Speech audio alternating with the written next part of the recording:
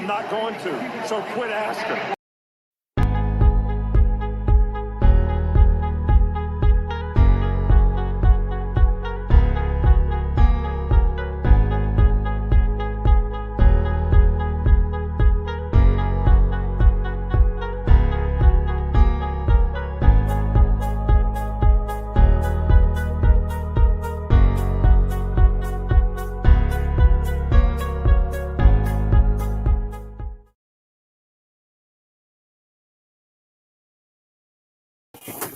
God bless America.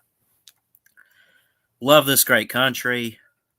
Thank you to those who make it so great and serve this country so we can have the freedoms that we have. I know what you're thinking. Oh, 4th of July was a month ago. I don't care. Celebrate it every day. Why not? What's going on, everybody? Christian Ballard here, Ballard Sports Media, coming at you live, BSM Podcast, episode 33. I have already done 33 of these. I mean, I've been doing this for a few months. But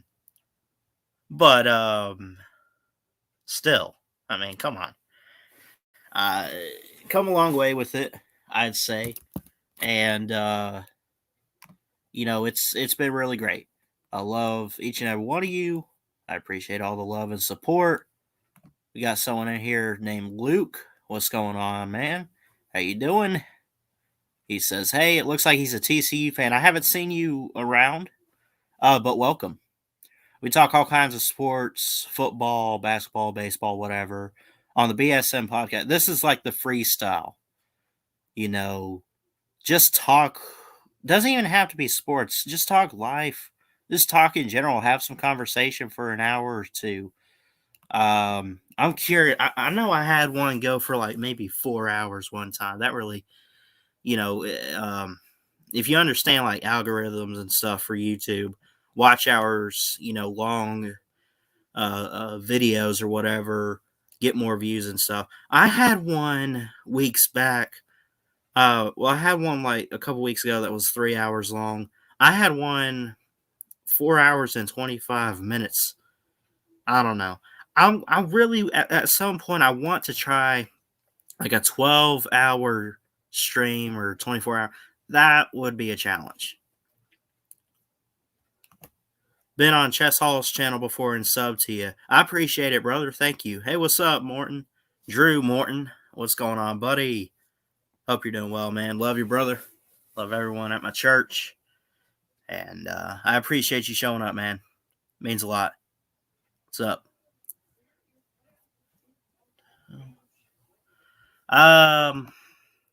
We got baseball going on.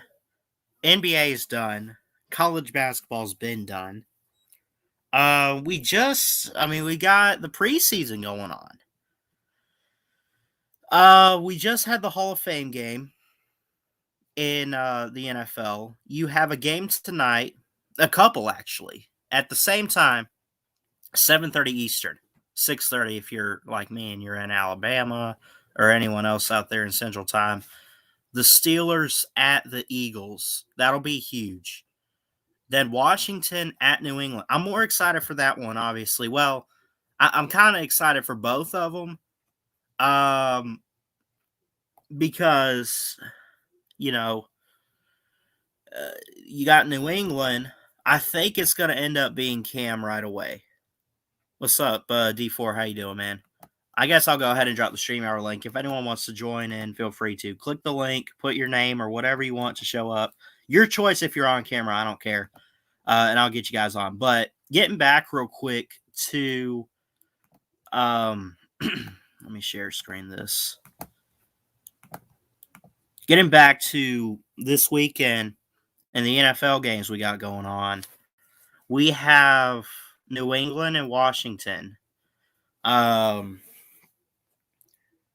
I think for New England, with Bill Belichick and everything, he says Cam is our guy. He says that. And I do not blame him for that. I love Mac Jones. I appreciate what he did for Alabama last year. As a fan, I think he did great.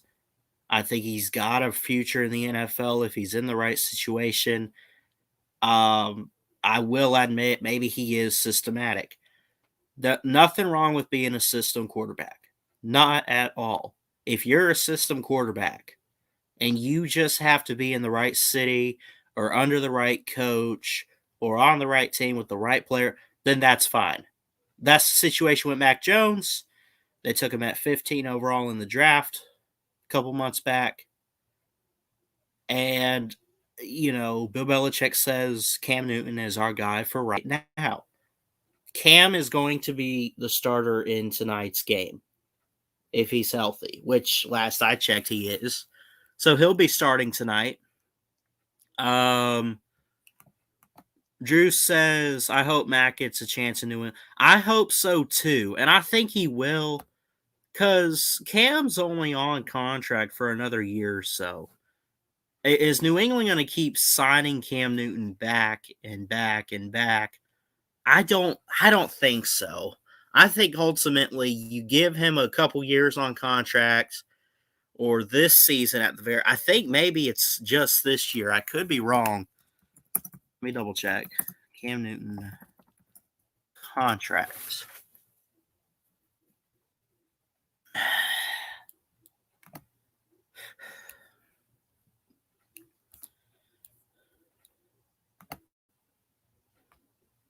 March 12th, 2021, they re-signed him only to a 1-year deal worth 13.6. Okay, so Cam Newton basically has this year.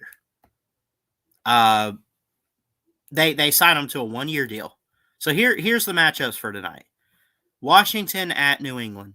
I do think Cam Newton starts out the starter in this game. I think we see Mac Jones get some time. You would hope.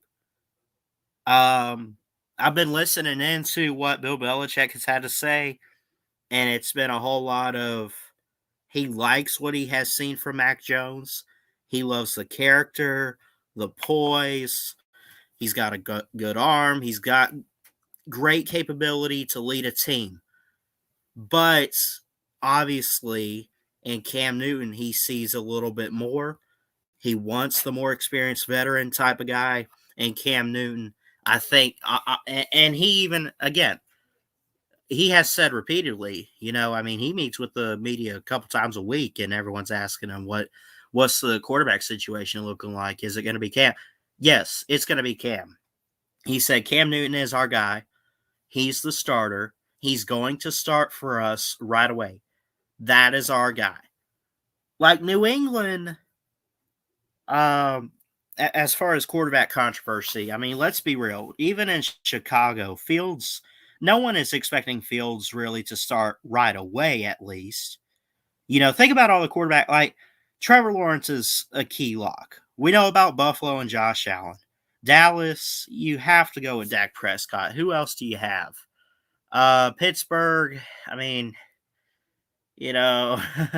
but the biggest quarterback controversy right now, I think, is Cam Newton or Mac Jones, at least in terms of what we want to look at. And it's, I hope that Mac ultimately wins the starting job. I think he gets playing time, but we could go the whole season and it be all Cam Newton this year. Would that upset me? No, not at all. Of course not. I love Cam Newton. Well, he's not bad. I still not mad necessarily about that game, but I mean, you still look at that 2010 Iron Bowl and you're like, man, did he really do that to us? Then Auburn fans had to go and put like a Cam Newton jersey on Brian Saturday. Anyway, we're not getting into the whole. Everyone knows about the whole Harvey Updike thing and all that. Cam Newton, we get it. Anyway, no, but I do think Cam Newton has potential. He took over last year. He was the quarterback. Tom Brady's out the door. He is not Tom Brady. Right? So New England cannot sit there and say, we got another veteran quarterback after losing Tom Brady. We're going to be just fine. it's not exactly what you've had in recent years, Belichick.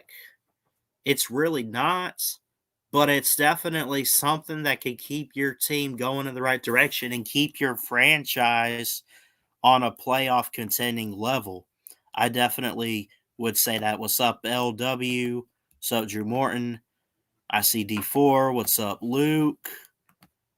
Wisconsin sports fan, hit that like, everyone, and if you're new, please subscribe. Absolutely, y'all hit the thumbs up. Y'all hit the subscribe button if you're new. Looking at these games too, if I'm doing a pick 'em, I'm gonna give it to the Patriots tonight. Full on Cam Newton. I hope, and I think maybe we see Mac Jones get some reps in tonight. I think we will. Don't quote me on it. I think we will, and obviously you hope you see him get some good reps tonight. But I think New England's going to get the win over Washington tonight. Pittsburgh, they, yeah, I'll take them over Philly. I love my guy Jalen Hurts. I love him to death. He's my favorite athlete. His story is incredible. It'd be interesting though. New head coach Nick Sirianni, his first game as a coach. This will be Jalen Hurts' first, not start, but this will be his first full season as starter. Assuming he's healthy, I think he is the guy. I think, and again, preseason is meaningless compared to regular season, right? This is like they're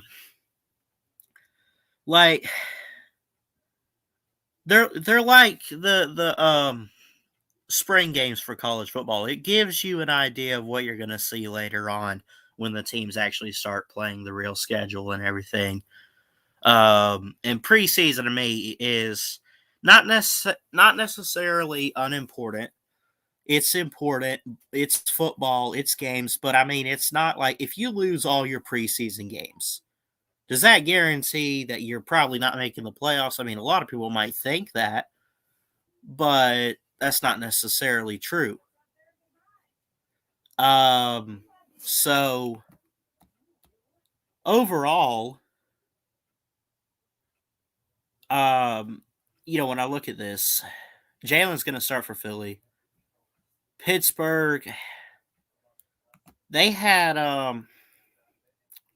who do they have? Is it that they still got that Rudolph? They got Josh Dobbs. They got Mason Rudolph. They got Haskins. Now, they signed Wayne Haskins. Big Ben Roethlisberger. Big Ben is the guy for the Steelers. Has been, always will be, I think. Should be. But we'll see.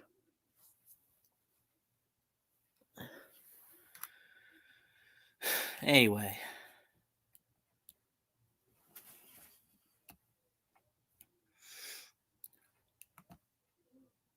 Sure, Celine. Again, I'll drop the link here.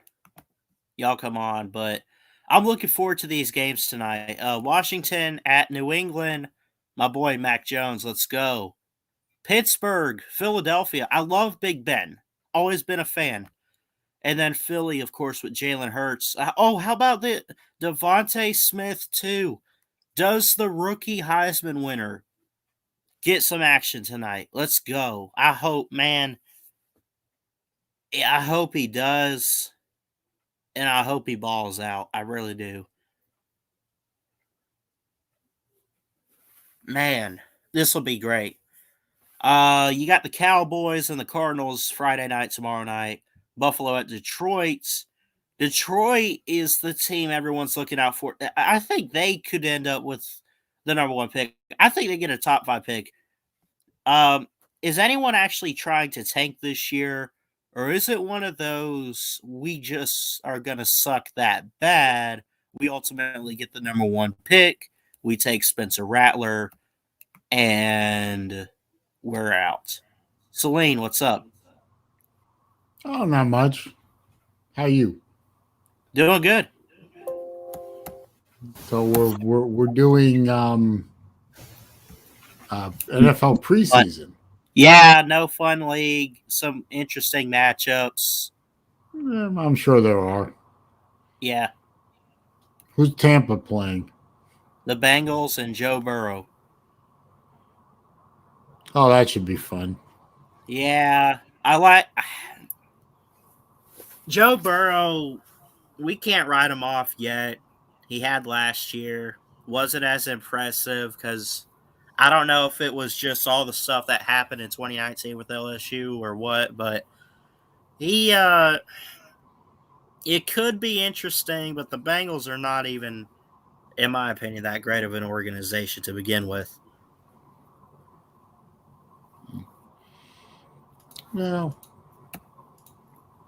I don't follow it anymore, so Yeah. I'm lost with all that. But yeah, who's your team? Oh, your team is Tampa, so Yeah. they should be okay. Yeah. Now, They I pretty know much return you. everybody, don't they? Yeah, they didn't really lose anybody. Now, I would hope to see this preseason. We always give the quarterbacks, even like even when it seemed like Jameis Winston was the guy, which was pretty stupid beyond me, right? Winston, the Yeah, guy. Jeez. I knew he he's wouldn't be the definitely. guy when Hey, they drafted him. I can't wait for his 30 for 30 coming out because 30 interceptions. Anyway, you as a Florida man, Kyle Trask on the roster. I'd hope to see him get some good snaps at least in the preseason. Then, of course, it's all on Tom Brady going forward. Yeah, But but I mean, I'm sad that now that all those great Gators from the 2020 team, at least the offensive side, were great. yeah, I'll never get to see them play again, so that's kind of depressing to me personally. But um, from uh, just thinking about if you were a rookie quarterback and you were right. coming into the no fun league and you had to study under the starting QB, I mean, you 9 out of 10 surveyed would say, "Hey, I'm going to be Tom Brady's understudy." Holy shit! Yeah, I mean, you're going to learn from the best.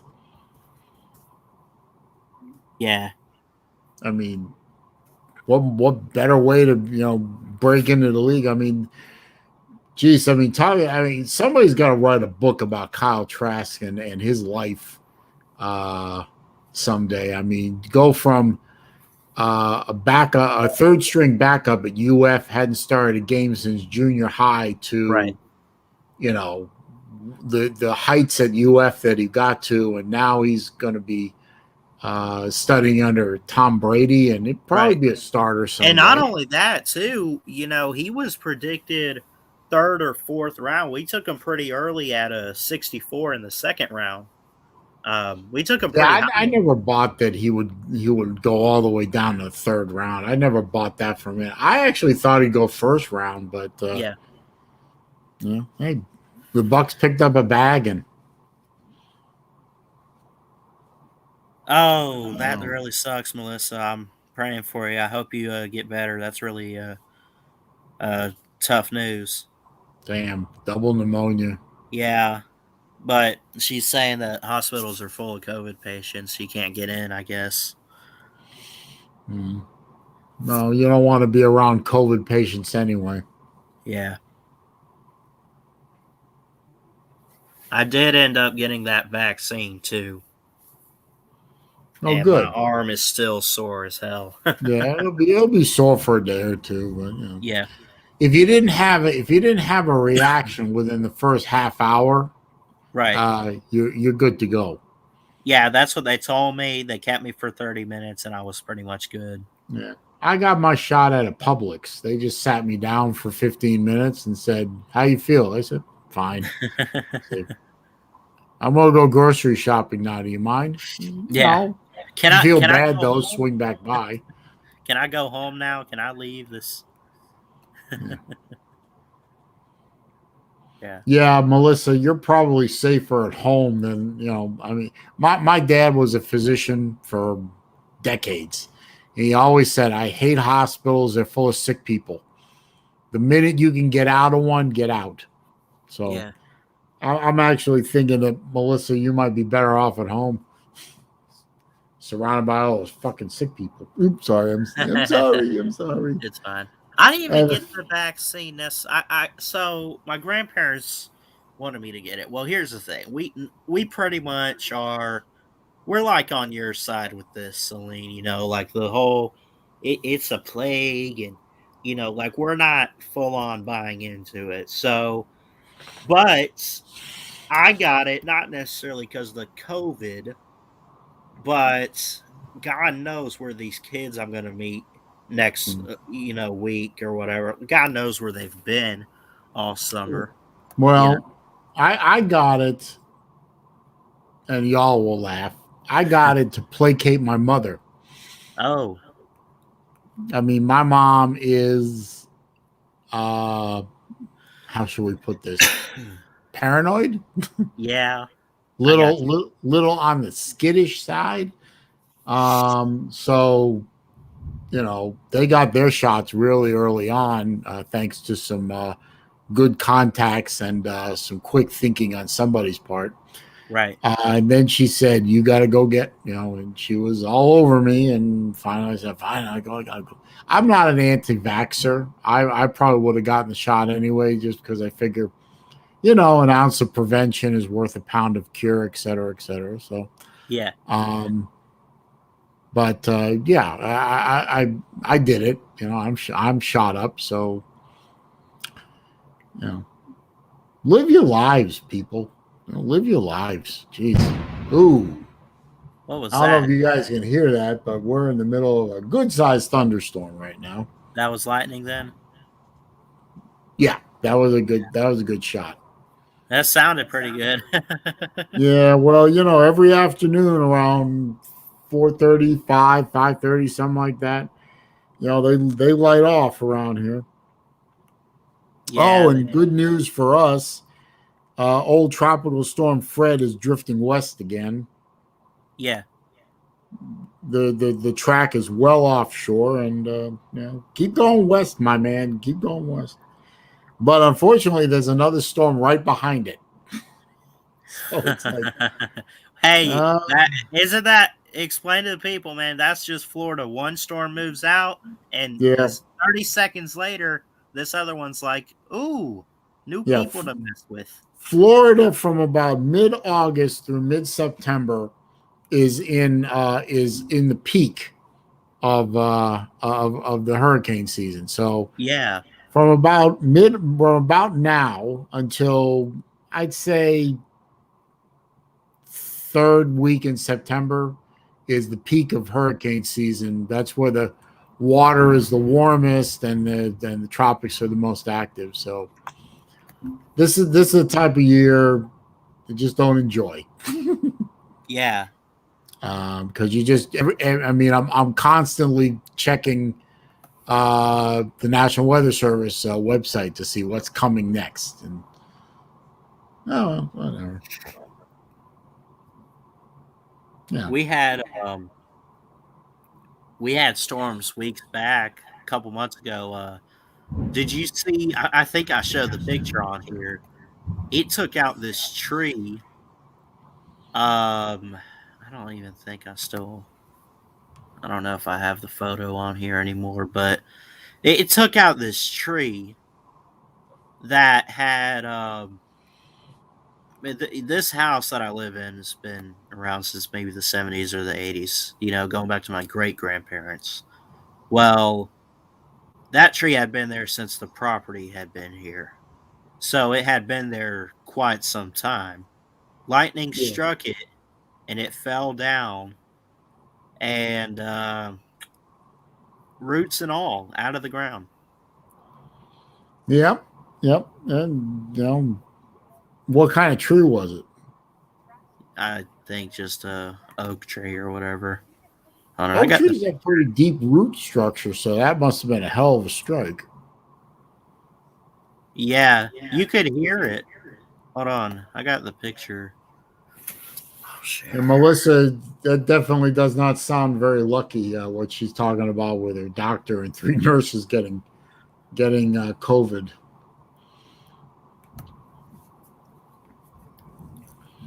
Yeah. Battle Angel's in here. Good to see her.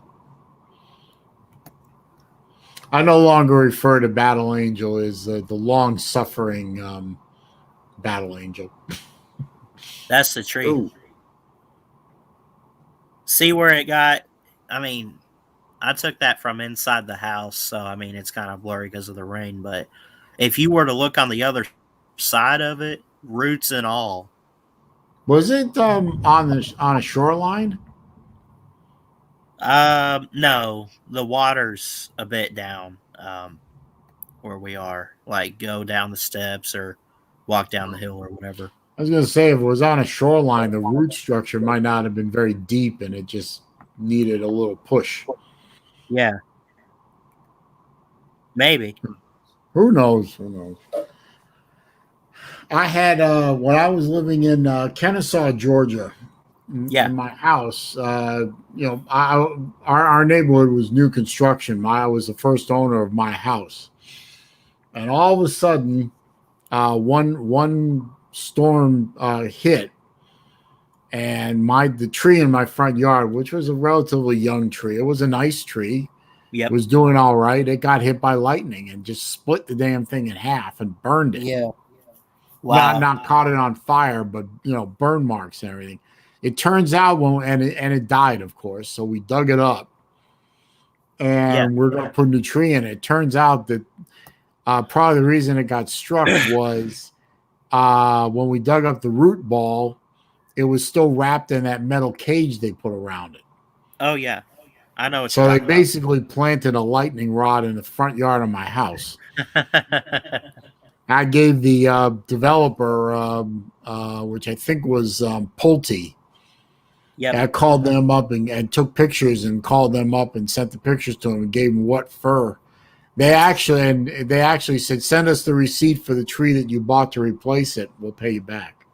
Right. So that's good. Yeah, I got money back for a dead tree. And congratulations to Caleb, the spelling bee guy. He got his license today. I did see that. Yes. Shout out to our boy Caleb.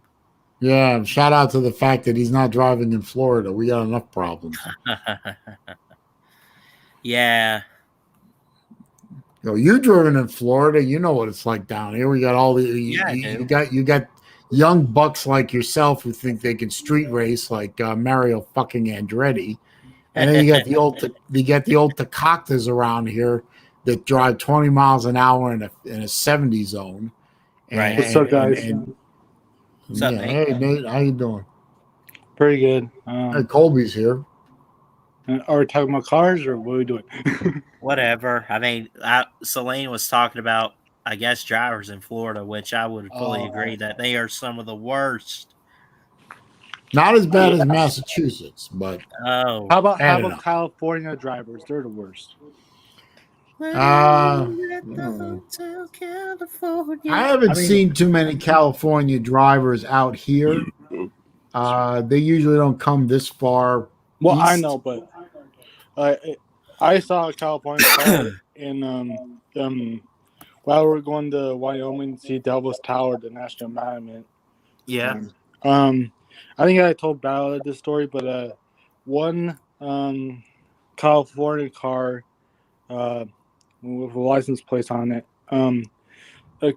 So there was a long line to see Devil's Tower, and the California car license plate car, whatever it is, cut they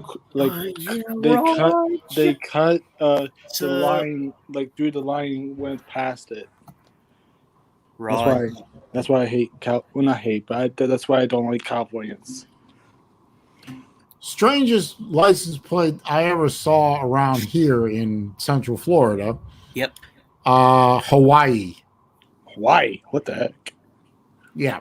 I couldn't figure out why somebody is in Hawaii, who lives in Hawaii, is in Florida for vacation, first of all. Why would because they be? they look Why the would they be same. in any other state? Period.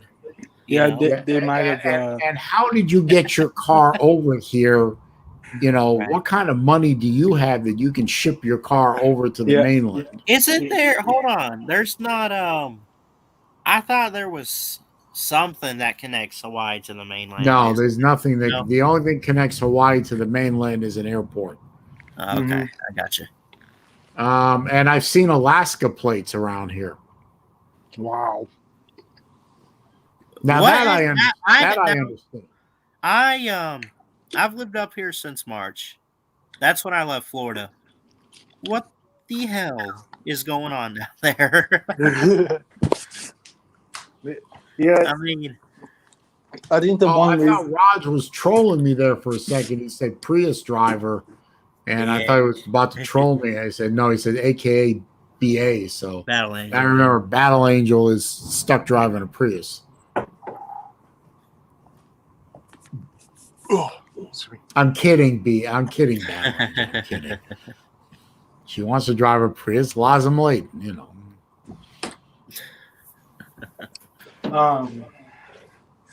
Hey, hey, Celine, did you watch? I know this was a while ago, but did you watch the Seattle expansion draft? Did I watch Seattle? What? The Seattle expansion draft for their team. Oh, is that for the National Bitches Association? No, I want nothing to do with the NFL, the NBA. No, or- it's not. It's not the NFL. It's the AHL. Seattle Kraken. Oh no! That's right. Seattle got a team in Yes. hockey. No, I didn't Yeah. see that. I'll have to go back and find that. I Yeah, wonder who it they. I was, wonder who it was they. on managed to ESPN, I grab. think. Oh, Yeah, but I think you can go back on. No, but like when you go back on YouTube, you could try to look up the expansion draft. I'll find it. I'll find it. Yeah. What's the name of the team called? Do we know yet? Yeah, it's Seattle Kraken. Kraken. Yeah, Ugh. I know, right? Release the Kraken. No. Kraken. You know like what? it. Yeah, Well, Seattle Kraken. I mean, it's Well, not it's bad, better but- than Seahawks, I guess. Well, it's just as made up a creature as a Seahawk. You're gonna piss off a lot of people in Seattle. I know you don't mean- care, but Yeah. Hey, Val, you want to tell Celine how the arena works for them? no, I forgot. Well, what one show? One time I went on Val's show, which is I was the guest on here, and guess what the arena does when they prepare for ice game or ice rink. Of course, Seattle's made like they're known as the rainy city, so they made I want to say a thing that makes ice from rain and from roof of the arena. okay. So Okay. Well, I'm sure they figured out a way to do that to, you know, as a bragging point. Oh, we're so green we make ice out of rainwater, blah blah blah blah. What a bunch of nonsense. well, I know People in Seattle are probably, I mean, if it weren't for California, the state of Washington would be listed as the most insane state in the union. Yeah, That's facts. and I've been in Seattle once. I never want to go back. why was it raining there? Yeah, among other things, but I also felt as out of place there as a hooker at a church social. I guarantee you they won't let me back in there anyway, so whatever. Yeah, and plus their arena name is the Climate Pledge Arena. Yeah, well. Yeah.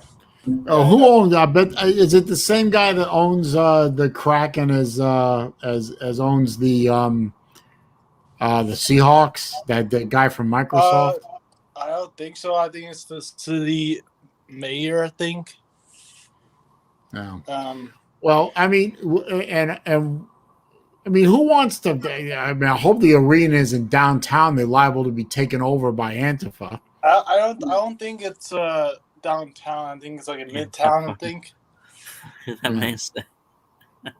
But I mean, you go to a hockey game in Seattle, you have a an even chance of becoming a hostage. Right. Like in big cities, there's like gangsters. And gangsters, it's Antifa and the other guys, whatever. It's gangster. Anyway, I'm being facetious, of course, but Yeah. Yeah. And it's gonna be a little bit smaller than I thought for the arena for hockey. It's gonna be like 17,000 seats. no, it's a good size. It's not Yeah. too bad. I remember the old Boston Garden. That not only was the arena small for hockey, but for crowds, but the actual ice surface was undersized. When they changed the rules, they couldn't fix Boston Garden, so they just gave them an exception until and then they built the new the new Boston Garden. They brought it up to spec, but the old Boston Garden was the smallest arena in the NHL. Oh, so right now is the smallest arena. Oops. It's the smallest arena like at Winnipeg, I think. I don't know. Jesse says Seattle is a shithole. Don't sugarcoat it, Jesse. Tell us how you really feel. Seattle is a shithole, but it's a rain-soaked, coffee-drunk shithole. But I gotta admit, when it's not raining, it's a very clean city. It's a very pretty city. Yes. But it rains like 9 months out of the year, so everything is like great.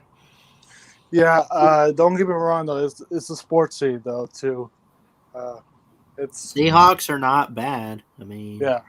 No, they're not. Mariners are good too, I guess. I mean, well, they lost their basketball team. Yeah, I think. How can you be called a sports city and lose your basketball team? Well, they have football. They have soccer, but I'm not going to talk about that. But soccer doesn't count. I know. That's why soccer doesn't count.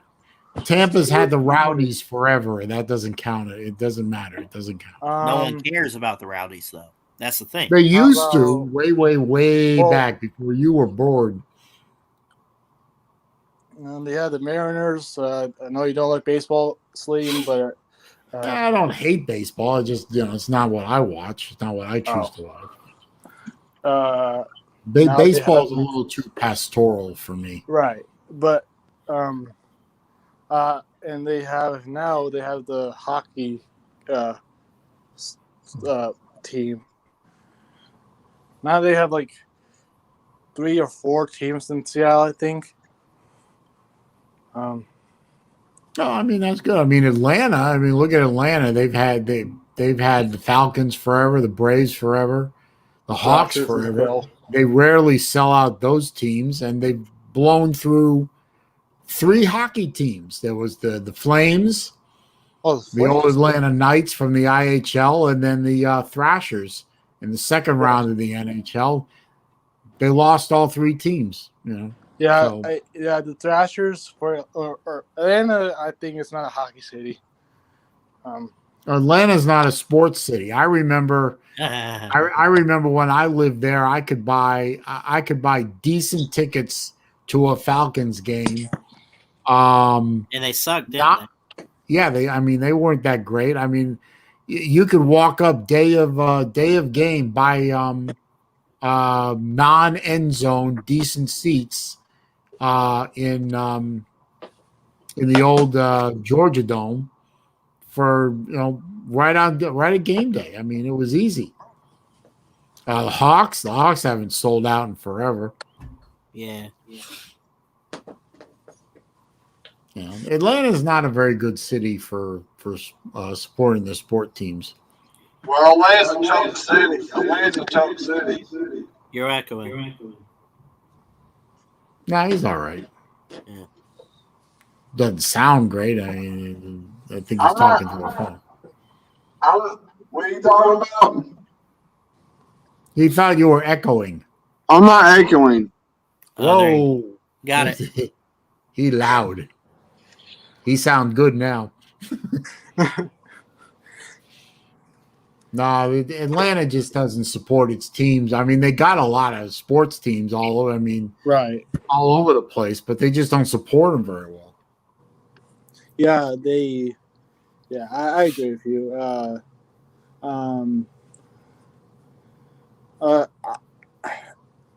Although I know I'm a little Omaha, I wish they have a professional sports team, but I don't see it though. I wish they did. Yeah.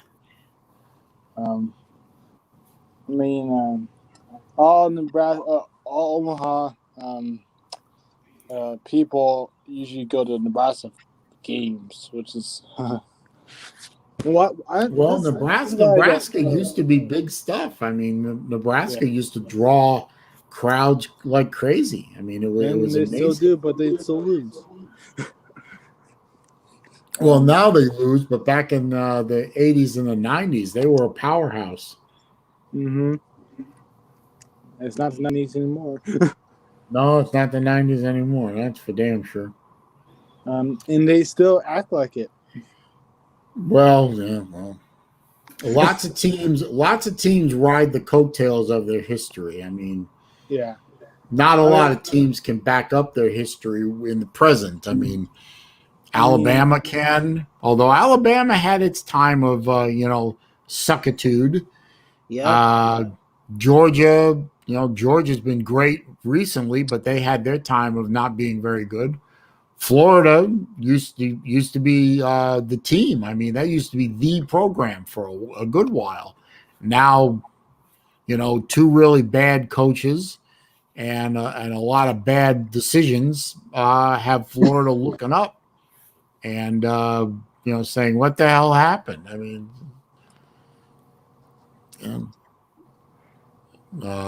Auburn had their moment in the sun, and they're falling apart. Tennessee used to be a powerhouse in the SEC, and now they can barely put a team together.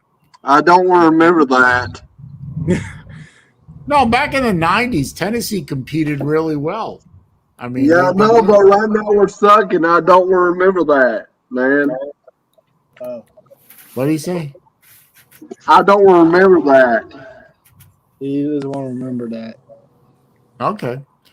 Well, Michigan. I think you're echoing, man. Turn off that YouTube on your side. I'm not echoing. I'm not echoing. My YouTube is off. Yeah, somebody's YouTube is on. That's what I'm saying. It's not me. Michigan was really, really good. Now they're not. I mean, Michigan's in trouble. And every team, there's a lot of teams out there, a lot of blue bloods that you can name that were good. They had their bad times, or some are still having their bad times, and it's cyclical. Everything. Yeah.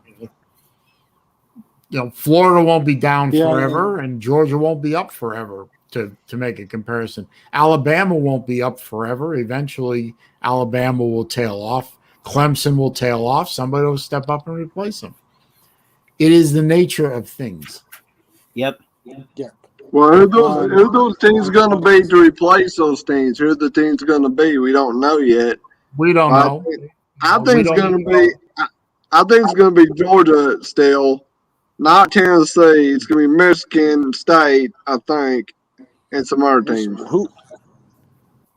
Well, I mean, Georgia right now is on top of the East. I mean, there's no denying that. There's no discussion there. But it won't. It it can't last forever. I mean, it just can't. Everything is cyclical. It may be another 10 years before Georgia tails off. Maybe it may be 5 years. You just don't know. I mean, it looked like for a while there, Florida was just going to ride the East for years and years and years. Under Spurrier and then under Urban. Well, I want Georgia to be good forever. Well, everyone wants the team to be good forever. I want Florida to be good forever, but it doesn't happen. I mean, that's what makes college football good. I mean, it's what makes it exciting. That's what makes it worth following, because everything changes every couple of years. Rosters change all the time. Coaches change. Now they change all the time. That's why college football is so great, in my opinion, is because everything is fluid in college football. Yeah. Well, Tennessee versus Alabama's not been fun like it used to be back in the 90s. It's not fun anymore. No, that's true. That's true. And I'm getting sick of Alabama being on top every freaking year. I'm getting tired of it. You watch how you speak to your Hey, Bauer, this is my opinion, man. Respect that. I'm just saying, I want Tennessee to be better than Alabama, but, things can't last forever. We'll see. Well, it's going to, Alabama is riding a big wave, to be sure, big wave. And the rest of the SEC is tired of it. We're tired of it. We're all tired of it. When's LSU? I got a question. When's LSU going to be riding the wave, Celine? When's that going to be? Oh, my God. As soon as they get a decent coach. Well, and this coach, Duran's been really good. Lured him to the first national championship. I'm not buying Ed Orgeron as a head coach. I'm still not. I mean, he won a natty. Yes, he won a natty because of an offensive coordinator, in my opinion. I think it was more, what's his name, Brady, and it was more a lot of pieces fell into place in 2019. Orgeron's got to coach what he's got now in 2021. We'll all throw out 2020 for the most part because kind of an anomaly.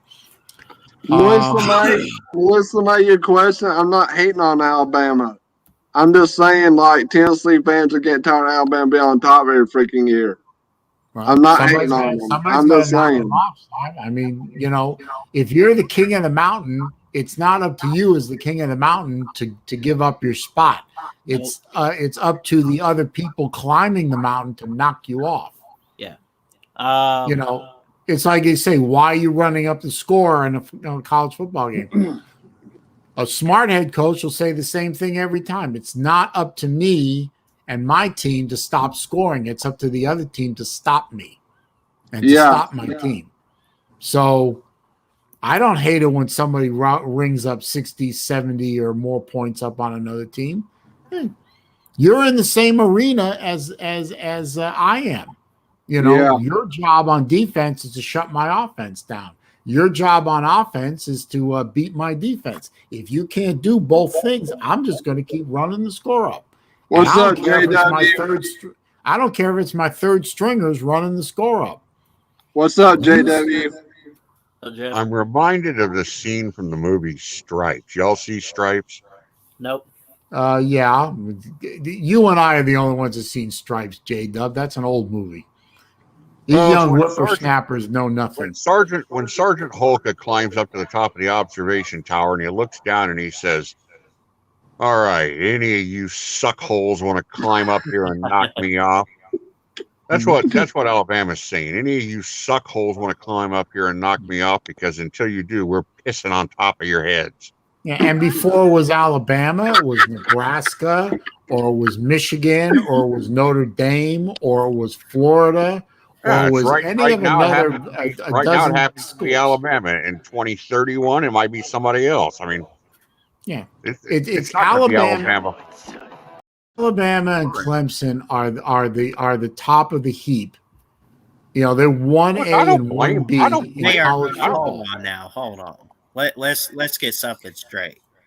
I get Clemson credit, but it is still Bama and everybody else. Okay, no, it's not. There is another sorry. team out there. There is another team out. Sorry. I'm not even trying to be biased. I'm telling you, after what Saban showed last year, I'm telling you. But anyway, forget that. Go on with what you were saying. Carry on. Thank you. Sling, go ahead. If I wasn't a Bama grad and therefore a Bama fan, I would absolutely hate them. I mean, I would hate what's going on right now. I mean, it would just be.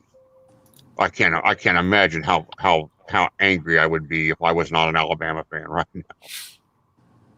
I mean, if this was Texas doing this or Penn State or anybody else, I don't care who. I don't care. Pick a team. Anybody else. If anybody else was doing this, I'd just be absolutely furious. Alabama and Clemson, and Ballard, fine. You give Alabama a little bit of an edge over Clemson, but Alabama and Clemson are at the top of the college football mountain. Everyone else is looking up at them, trying to figure out, how do I knock these guys off? Well, LSU did it. LSU did it 1 year. I'm talking about consistently. I'm talking about you need to give LSU some respect a little bit because they beat Clemson for the national championship. You need to give them a little credit. Okay, I'll give LSU the respect that a national championship deserves, of course. I'm talking about consistent year over year.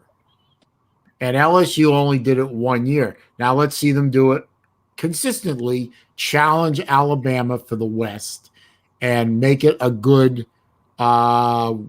competition between the two. Who's going to win the West? Because right now you think to yourself, who's going to win the West? The first name that pops into your head is Alabama, and the other schools really don't enter into the conversation. Now, if you Oklahoma, Texas are about to get in the conversation. I'm not buying Oklahoma and Texas until they. I know, but hear me out. I think Oklahoma and Texas want to come in here to the SEC, and Ballard, you might disagree me on this, but they're coming in to change things up. Alabama and Auburn are going to be moved to the East. Texas, Oklahoma are going to be put in the West. And I don't know how you guys feel about when Alabama and Auburn remain in the same division. I don't care. Now somebody's not going. But I was about to say Texas, Oklahoma don't need to be in the SEC. That's what I'm trying to point out to y'all. I didn't want Texas and Oklahoma to come into the SEC in the first place anyway. I don't think they add anything beyond dollars. They add a lot of money and a lot of eyeballs. I don't like it at all. Yeah. But if they're going to come in, it looks like they are coming in, so it's a fait accompli. But a 11-1 Oklahoma, a 12-0 Oklahoma is quickly going to become a 9-3, 10-2 Oklahoma once they go through the meat grinder of the SEC. Because they aren't playing SEC defenses like they did in the small 12. They aren't playing SEC offenses like they're playing in the small 12. Well, Oklahoma and Texas are about to wake up to a different reality. If Oklahoma enters the SEC swing, Tennessee will deal with Oklahoma. That's our business. Because we're looking to whip them so bad and put an L next to them because they beat us twice, and we're getting sick and tired of hearing about it, but we don't need to remember it. But when they come there, Tennessee will just tarnish everything they got. Done. Well, until they join, and until the SEC moves two teams or one team or creates pods or whatever they do, until then, when I think of the SEC West, I think of two schools, and those schools are Ala and Bama. There you go, Volt. What do you think? You forgot about Auburn too, JW. No, I don't think about that. Most people have forgotten about Auburn. The only time I think about Auburn is when I look in the toilet to see what color my shit is. That's the only time I think about Auburn. That was a little. I'm glad I'm not eating dinner anytime in the near future. Damn. What's up, Slim? All right, Selene, I can't let that last comment go. What meat grinder exactly are you talking about in the SEC? The powerhouse that's Arkansas, or maybe Mississippi State? Oh, here we go. Or Wake Forest, or Virginia, or Duke, Or Kentucky, or Tennessee, or Ole Miss, or North Carolina Vanderbilt. State. Let's face it, both the ACC and the SEC have their weak sisters. It just happened to be that ACC has more weak sisters than the SEC. But Not that's just really. my opinion. I mean, how so? You have what? Two, what you would call good or great teams in the SEC? Well, no, I would say good. If you're going to go good or great, I will go Alabama, Alabama, LSU, Georgia, LSU 's the Florida. three right now. I'll even throw Alabama. I'll throw Auburn in there. If Ole Miss can ever get its act together, they might start being good again. Selene, you're already disqualified. LSU is a 3-win team as of right now. Outside of No. Georgia, let me ask you. 3-win team? Yeah, LSU is a 3-win team. they won 3 games last year. Well, they won 5 last year. Doesn't matter. The West is better than the East by far because look at all. That's true. Look what? That's Sam. true. Okay, yeah, there you go. Because I mean, seriously, and I know it's Bama and everybody, whatever. Forget about that. You have A&M over there. You have Auburn. You have. I mean, I'll give credit to Lane Kiffin what he's doing at Ole Miss. Who do you have in the East outside of Georgia? Only Georgia. Well, no, you can throw My Florida. point exactly. Carry the hell on. I mean, Florida may not be as great as we were last year, but it's still a very serviceable team. If we could ever fire that lard-ass piece of shit, but never mind that. Never going to happen.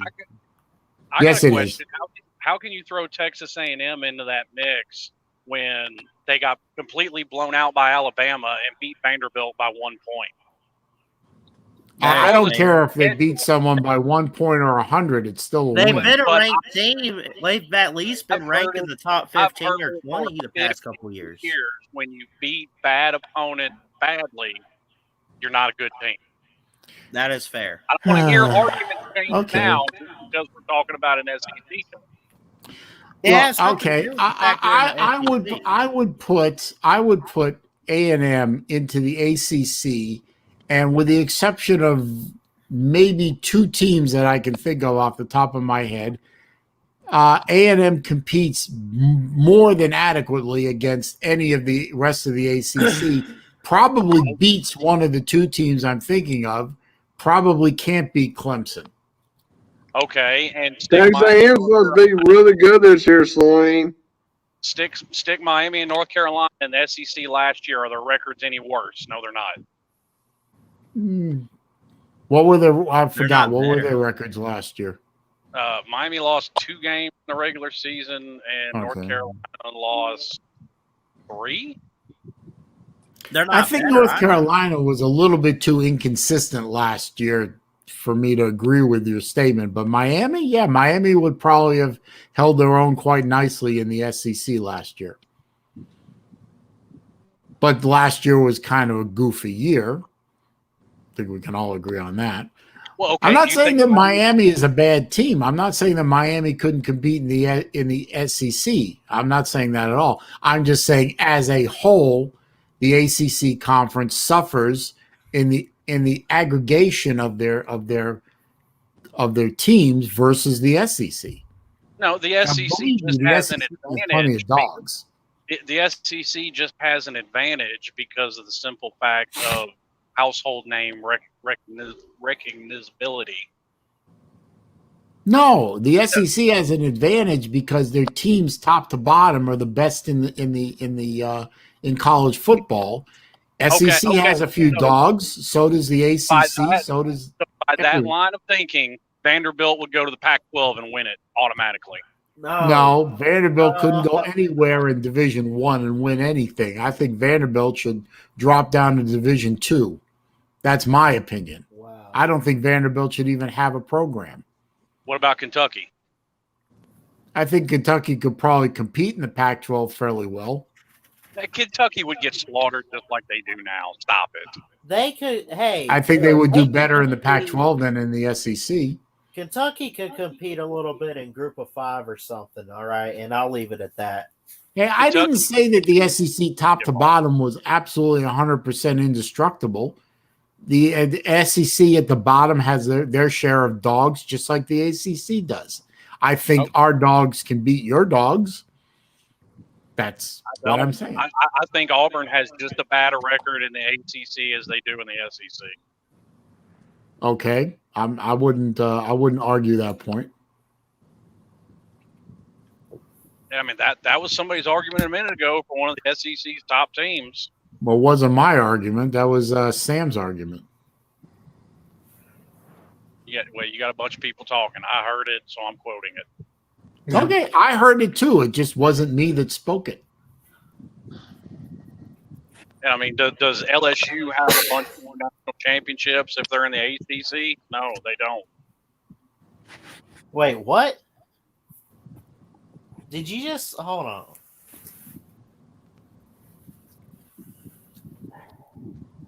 Did you just say if LSU was in the ACC, they wouldn't be having they wouldn't have a bunch more national championships than they do right now. They wouldn't.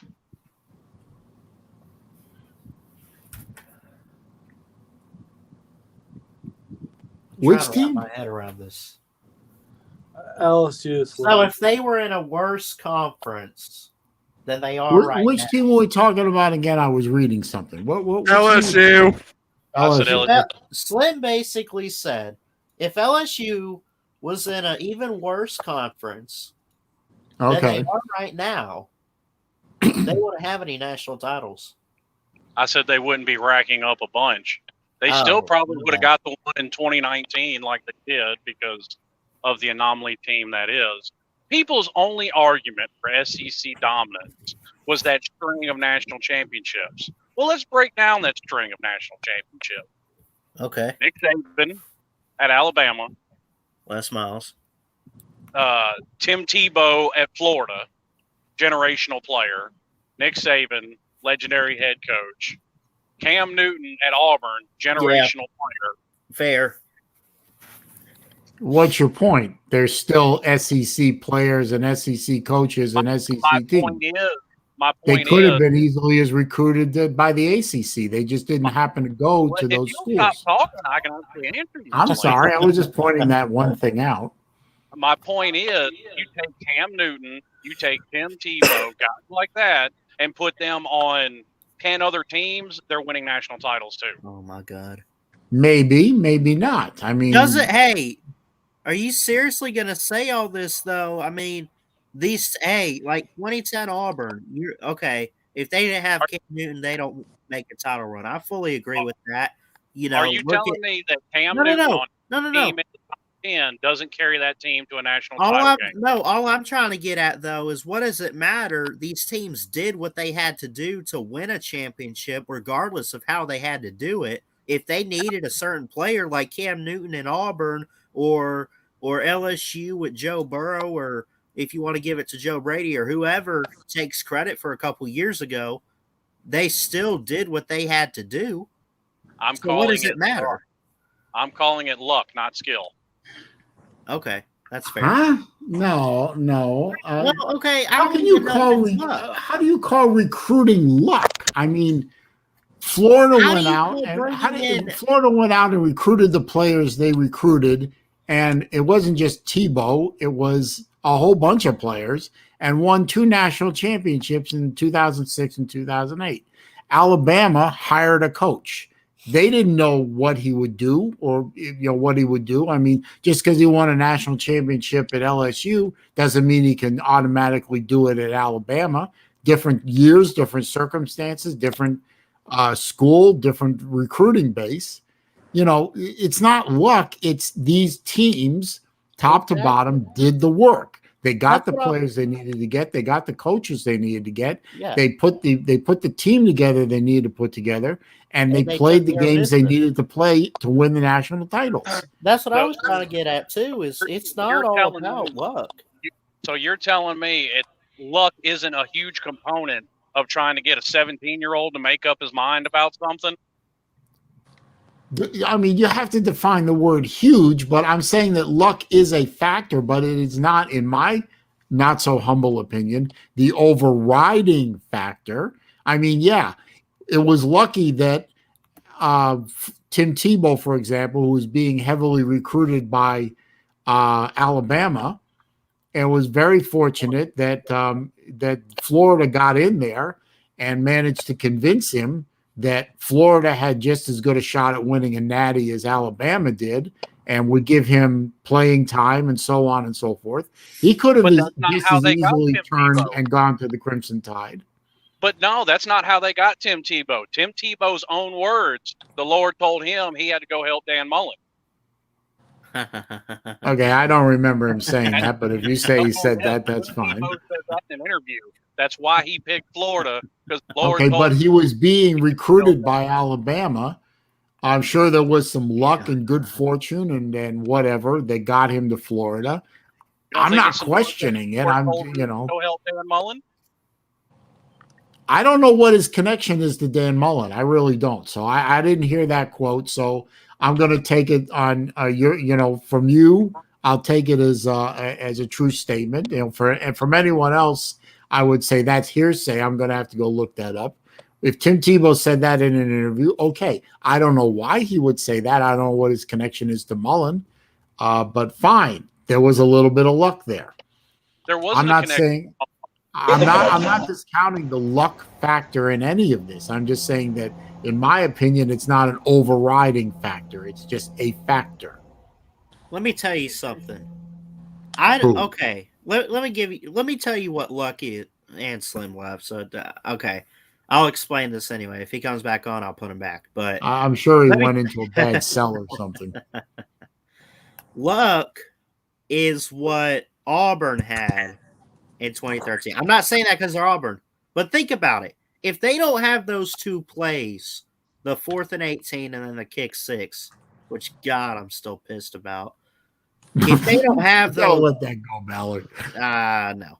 If they don't have those two miracle plays, they don't win the West, and they ultimately don't go to a championship. Those two, that's luck. What LSU did, or what, I mean, like 2010 Auburn, bringing players together to form a championship type of team, that's not luck. Luck is we shouldn't be here, but thanks to this team or that play or this play, we are. But actually, you're kind of making my point too, Ballard, because I've said it probably in 10 different conversations. It takes a lot more than skill just to make it to a national title game. That is true. Right. It takes a lot of luck. I agree with that. I agree with Slim there. It takes some luck to get to a natty. I mean, the ball's got to bounce a certain way every once in a while. Yeah. Luck is when Chess Hall sits down and the chair doesn't. Oh my God. That was messed up. Oh, here we go. We're going to veer off into drama now. Whoever wrote that ought to be completely ashamed of themselves and deserves a spanking. Yeah, that's so bad. I believe that was Sam Bell. No. Wasn't you?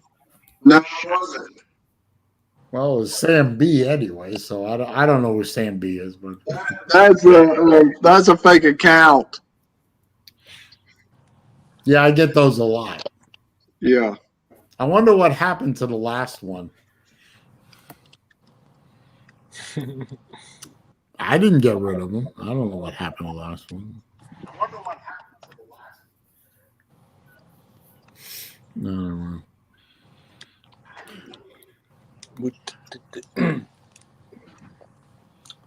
I think anyway this year Georgia's going to finally be the one that knocks Alabama off the mountain at least for a year. I still think Georgia's That's team is more embarrassing, loaded but- up than Alabama at this point. But Georgia, in my humble opinion, has a window of opportunity, and that window is going to close after this year.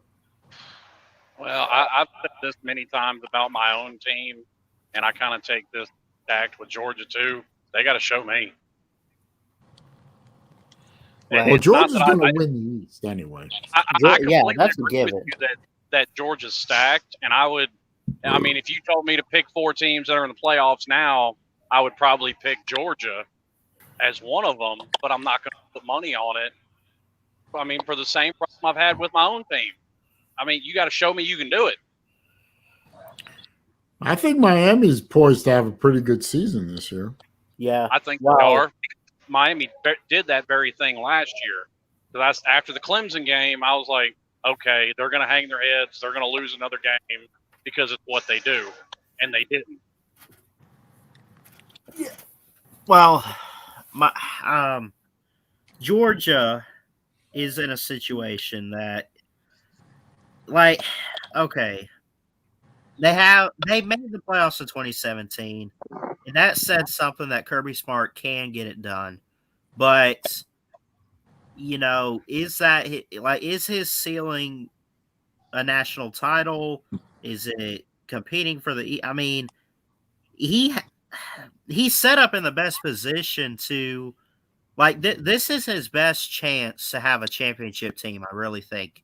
And after this year, if he doesn't get it done here, not like he's fired, but like how many years is he going to have to wait to have another JT Daniels or Robinson or whatever? I would say plenty more, because I think people look at things differently right now because Nick Saban's doing what he's doing. But look at Joe Paterno, look at Bobby Bowden, look at Tom Osborne. Stacking up 6 national titles in 12 years is not the norm. Yeah. It's the exception to the rule. Big exception. Big exception. Kirby has an opportunity this year to win a natty. Yeah. Big opportunity. I think in my mind, he's an odds-on favorite to get there. What about Texas A&M, Celine? Does Texas A&M have a chance to win the natty too? No. A&M. Let's talk about Jimbo's comments, man. No, Jim. I throw a pox on Jimbo Fisher's house. King of the Jews throws a pox on his house. I think I'm going to go ahead and book it here. I do. I don't think Bama's making it too far. I mean, I think we win the West. I hate to get the words out, but maybe this could be the year. Maybe Kirby knocks off Saban. I don't know. But Georgia needs to win the natty this year, because after this year, JT goes to the No Fun League. Right. A lot of their offensive firepower is probably going to leave. It's all gone, basically. Well, here's the question, Ballard. At this point in their coaching careers, who do you trust to knock off Saban more, Jimbo Fisher or Kirby Smart? Oh, Kirby without question, honestly. You would trust Kirby more to beat Nick Saban than Jimbo Fisher.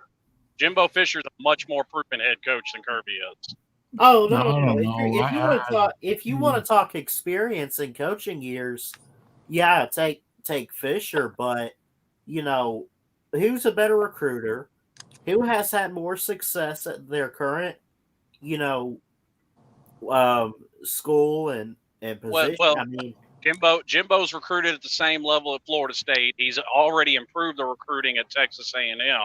He has a national title that Kirby doesn't. I mean, by all metrics, as of right now, and it's not unreasonable at all to say Jimbo Fisher is a much better coach than Kirby Smart. That is fair. And I feel like a lot of people are forgetting much of what Jimbo's done, honestly, because I feel like maybe it's just, and you can't blame him. I mean, look at what Kirby's won the SEC. He's made the playoffs. He's recruited. He's a winner. Now he ain't won anything major, completely yet.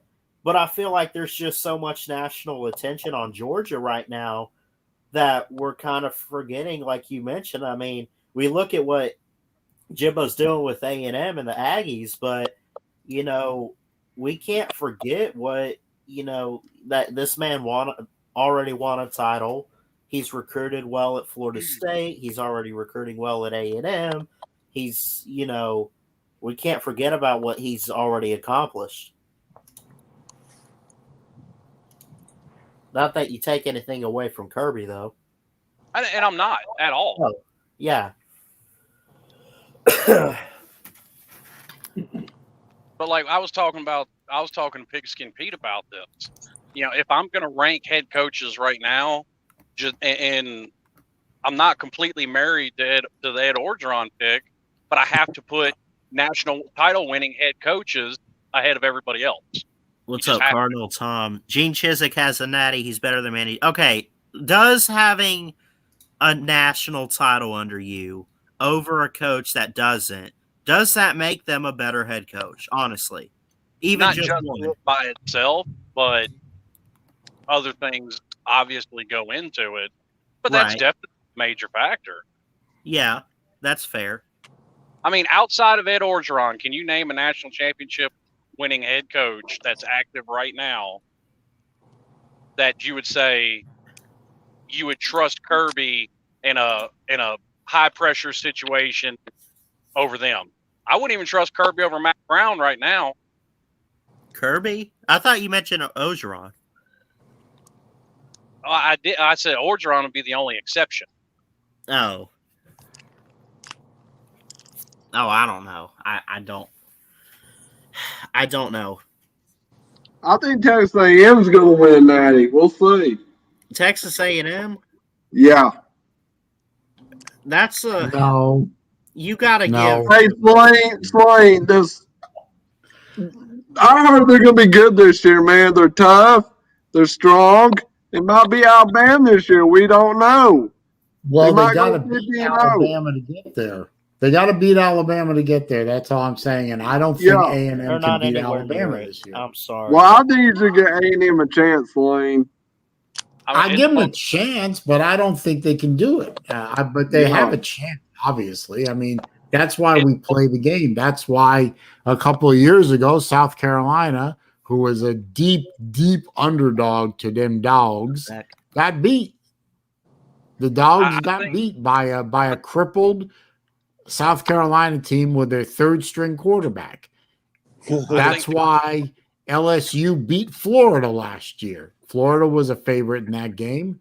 And he threw a shoe. One shoe throw and a really bad defensive coordinator. Fire Grantham, you big fat ass fart face motherfucker.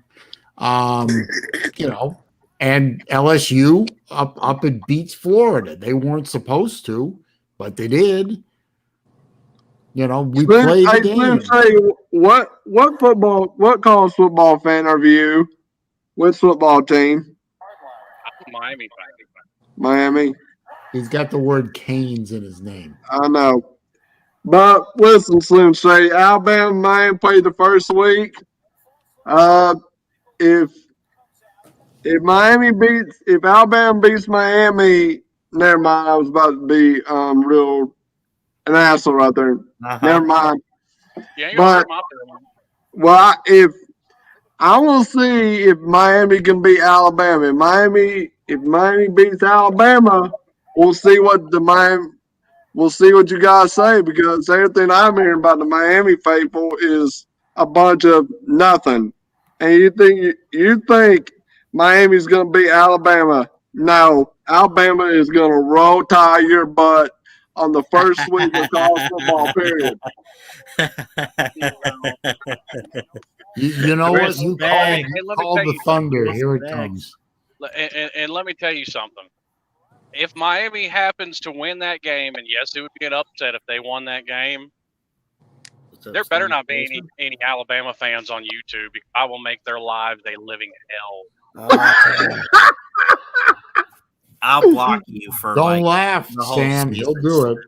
I'm gonna block you so hard, man. And see, the reason Ballard says that is because he knows Miami's not a bad team. I know. I'm not doubting Miami. I'm telling everybody why they shouldn't just be sitting there picking Bama just because it's Bama, it's Bama. Miami is in a good situation right now. De'Aaron King, I think, is one of the more underrated quarterbacks going into the season. And, again, I love the pieces. I love the talent on offense, but I'm not sold on it. And one thing that I can say about Alabama and Miami is that separates them. You give credit to Bama's defense. Trust me, it's going to be great. But we know what we're getting out of De'Aaron King. I'm not 100% on Bryce Young quite yet. I love him. I think he has potential, but I need to see it in a game. I'm not entirely sold on what we're going to get out of Alabama's defense because, honestly, teams have had a habit over the last 4 or 5 years of just dragging their nutsack across Alabama's defense. Yeah. What's up, Jeff? I'm just laughing. Dragging their nutsack. Oh, my God. The visual. Statistically, it was again, I'm glad I'm not eating right now. Thank you very much. Statistically, the best defense in the SEC last year and 6th best in the country. It now has probably the best secondary and hands down easily the best linebacking room in the country. Yep.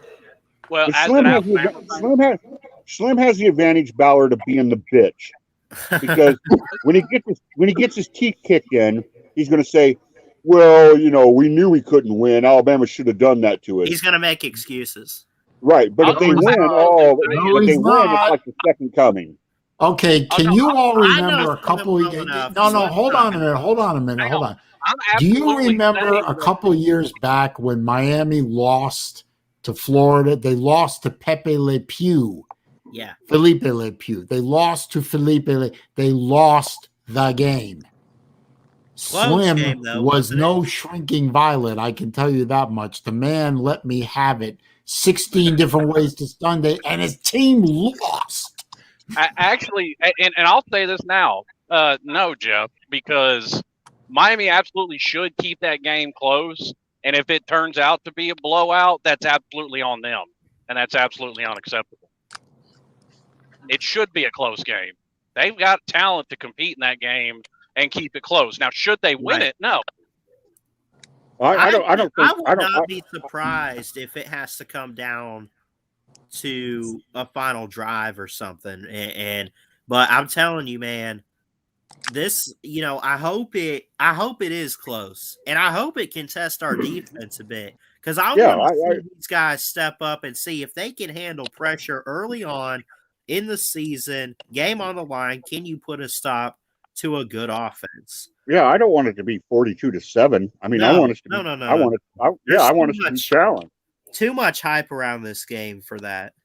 Now I've got a question for you, Jeff. Why would you have absolutely any faith in a Nick Saban coach secondary when his entire career is known for Nick Saban secondaries getting burnt? Because while you've been sitting at home trying to figure out how not to get shut out by Florida International, Nick Saban's secondaries have won 6 national championships. Yeah. No, Nick Saban's secondary has also cost him 6 national championships. Cost us 6. And I don't think it's all necessarily on Saban. I think part of it is because he's a product of Bill Belichick, and you see the same thing out of Bill Belichick defenses. The secondaries get burnt. True. I mean, it's just a fact, whether you like it or not. That is literally how Alabama loses every game they've ever lost. Their secondary gets torched. Yeah, in their losses, that has been the case. Yes, because we know one thing is for dead certain: thou shalt not run the ball. And I'll give them that. They've had the dominant run defense, except for a couple games against Georgia. For the better part of the last 10 years. I think it went up to 8. I think there was one last year. But at one time, it was only 6 or 7 100-yard in a game rushers had been allowed by Alabama under Saban after his first year, if you don't count 07. Well, you got to count the bad with the good. Right, but I mean, I can live with one time every 14 games we give up a 100-yard rusher. I can live with that. And the only time Georgia in the last 5 games has had a 100-yard rusher was in the sloppy rain over there in 2015 when Nick Chubb went off on a 60-yard run against Alabama's third string. And if he hadn't have done that, he wouldn't have rushed for 100 yards. Didn't Todd Gurley rush for 100 too? I don't believe he did. I thought he did. That's one of the games. He may have. He may have. Off the top of my head, I don't think he did, but he may have. Yeah.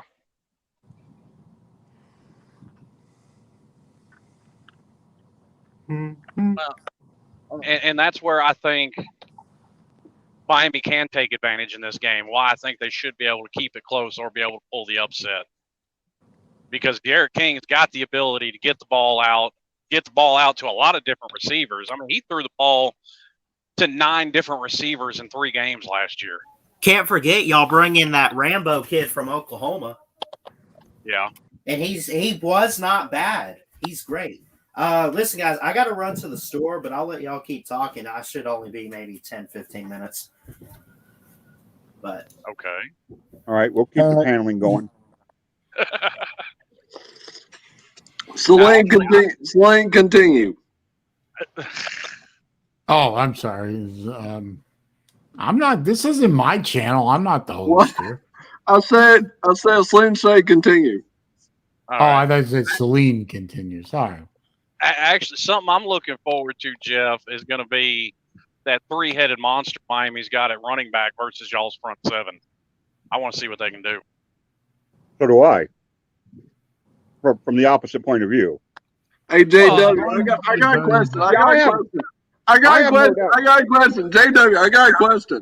Slim, if Slim say that big running back they got, can that big running back from Miami run through the 7 guys on defense when Miami's offense takes the field? Can that big guy run right through Alabama's front 7? Yes or no? No, because Alabama's defensive line is good and their linebackers are Godzilla.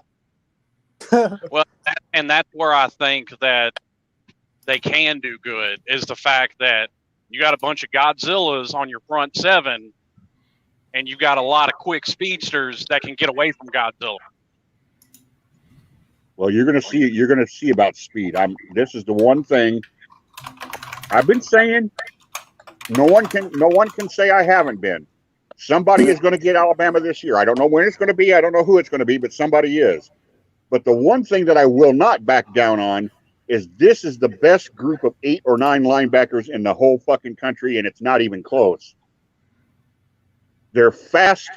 The pass rush is going to be out of this world. They're going to be run stoppers. I'm looking forward to a lot of the people, a certain particular morning host in particular, having to eat shit when they've been talking smack about the Alabama defense. They're going to have to eat it this year, because I think the offense. I'm with everybody on the offense. I think the offense takes more than 1 step back. They might take 2 steps back.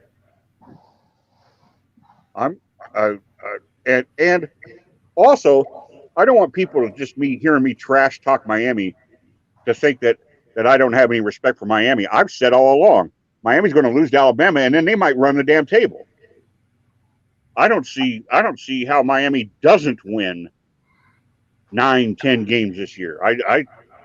As long as Derek King's healthy, they're a 10, 11, maybe even an 11 win team. I mean, I got no problem giving Miami those kind of props. I think they're for real. Yeah, I've got more faith in them now than I did even in 2017. Because I said through that whole run in 2017, I said a lot of this is luck, and eventually that luck ran out.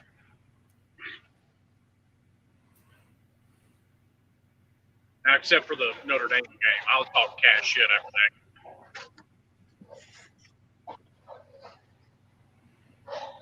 I think the only,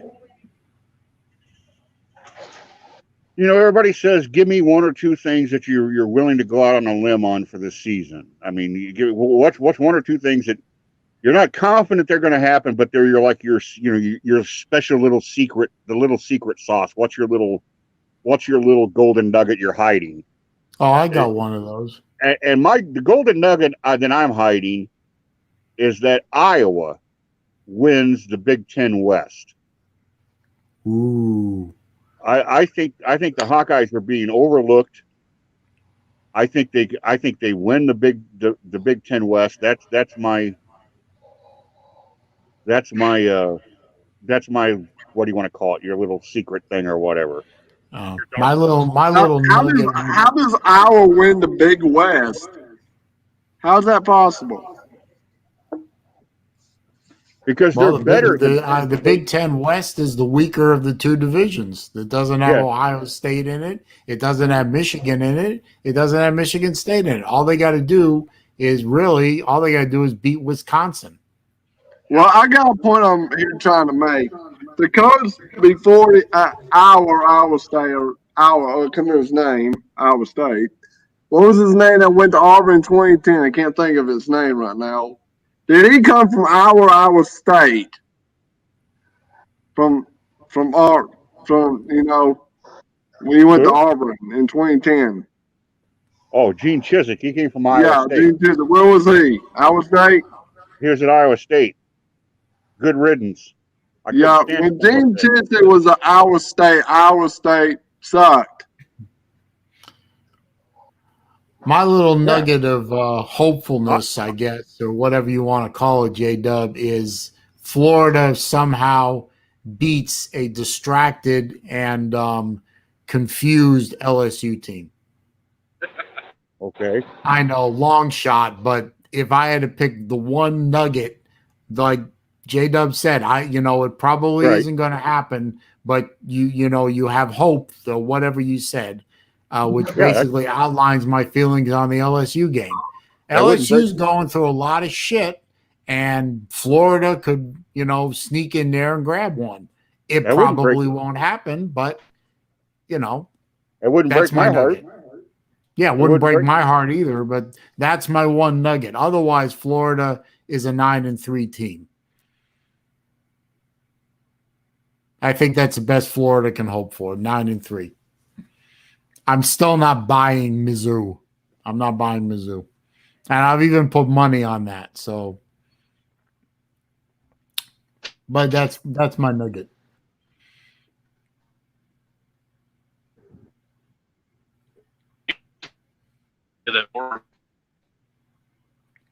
Say what?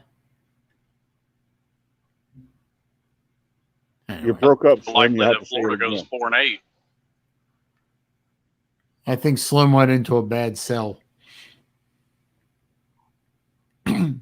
Law Tide. Hey, Law Tide. I saw that video you made. That's some. That was some heavyweight shit. Oh, they're showing the Field of Dreams on TV right now. That game starts at 6:00 on Fox. If anybody's interested, Yankees and White Sox in Dyersville, Iowa.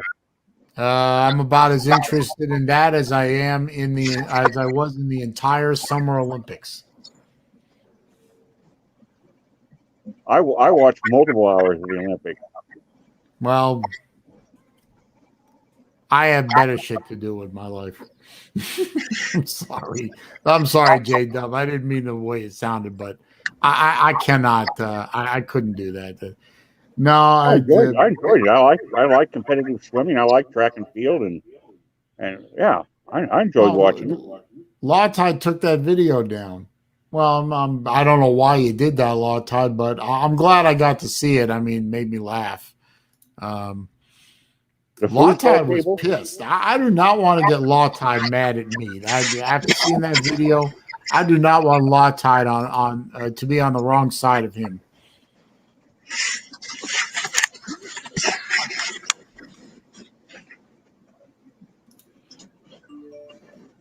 You know, I uploaded this video and it has been stuck in processing will begin shortly for about an hour now. I do not know what the hell is going on.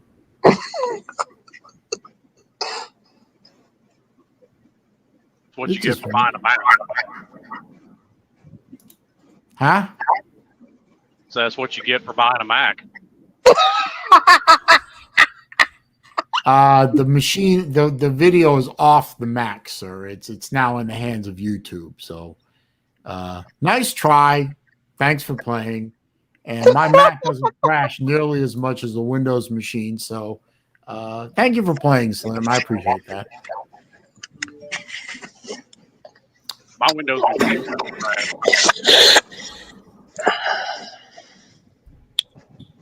Sam, what are you doing?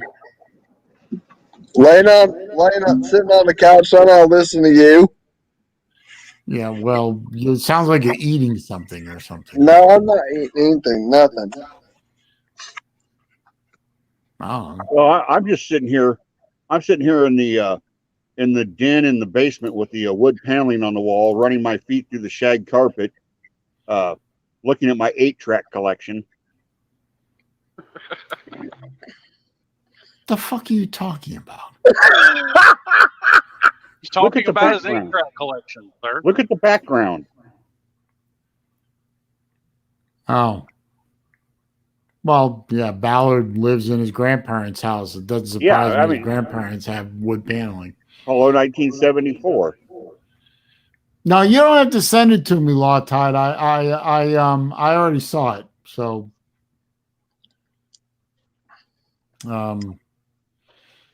yeah, Law Tide was bad mad, man. I'm telling you, he was major pissed. He's not a happy man. I'll be watching the Miami versus Alabama game. I'll be watching that game. I never did get a reply from Kevin about he did that video about ways to track your collection, which was a good video, and I commented on it. He never commented back. I guess he don't like me anymore.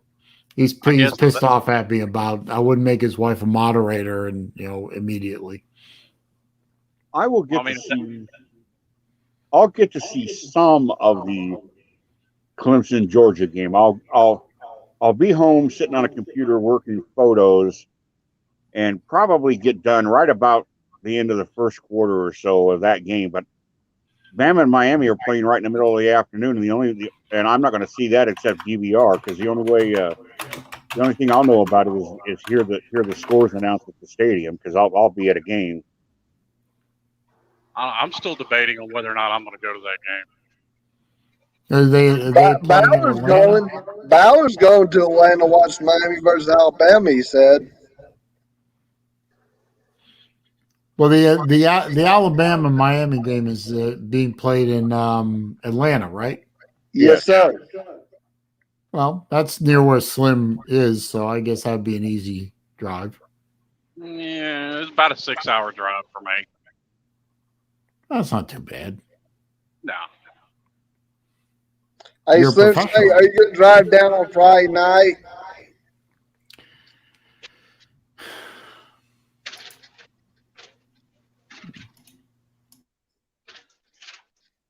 Sensei Canes, are you going to be driving down Atlanta on Friday? I don't know. I don't know if I'm going.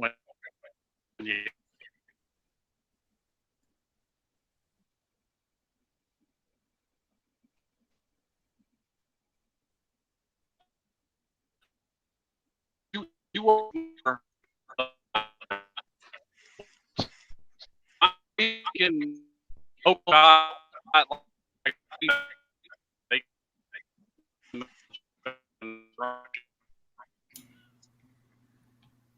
No, Slim, that was like every fifth word kind of thing going there. Yeah, you're in a. I could hear him, Celine. I can hear him.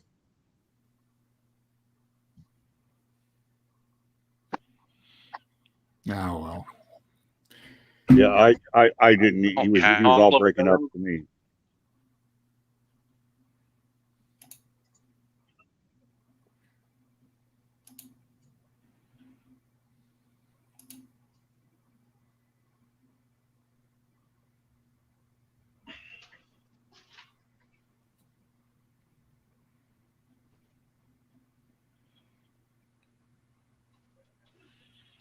I don't know. I guess I'm going to have to upload this video all over again. It just will not. It will not process.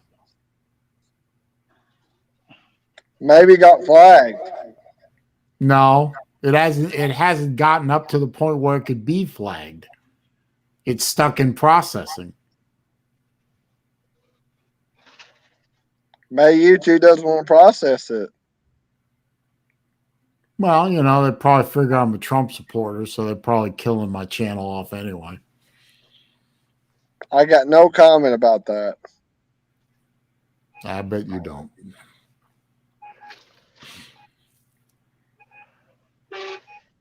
Now, YouTube wouldn't go do something like that now, would they? Oh, I don't know. I think they've been throttling my channel for about a year now.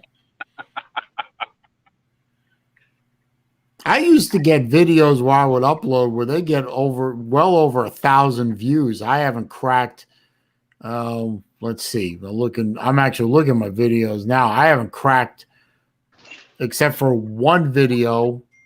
I haven't cracked 200 in months. Well, about Celine, about one of your videos when it was on Friday night last year, and I popped in. And he said, Sam Bell's here. And you apologized to me. That's the only video I liked on your YouTube channel.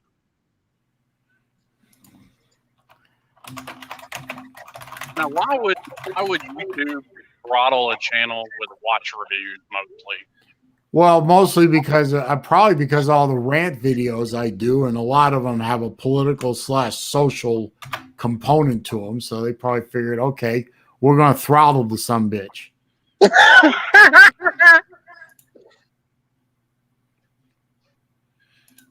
I'm going to delete it and redo it and re-upload it. I guess that's all I can do. Yeah, that almost seems like an insinuation that the people at YouTube might be biased. No, I would never insinuate something like that, good sir. I'm sure the people in I'm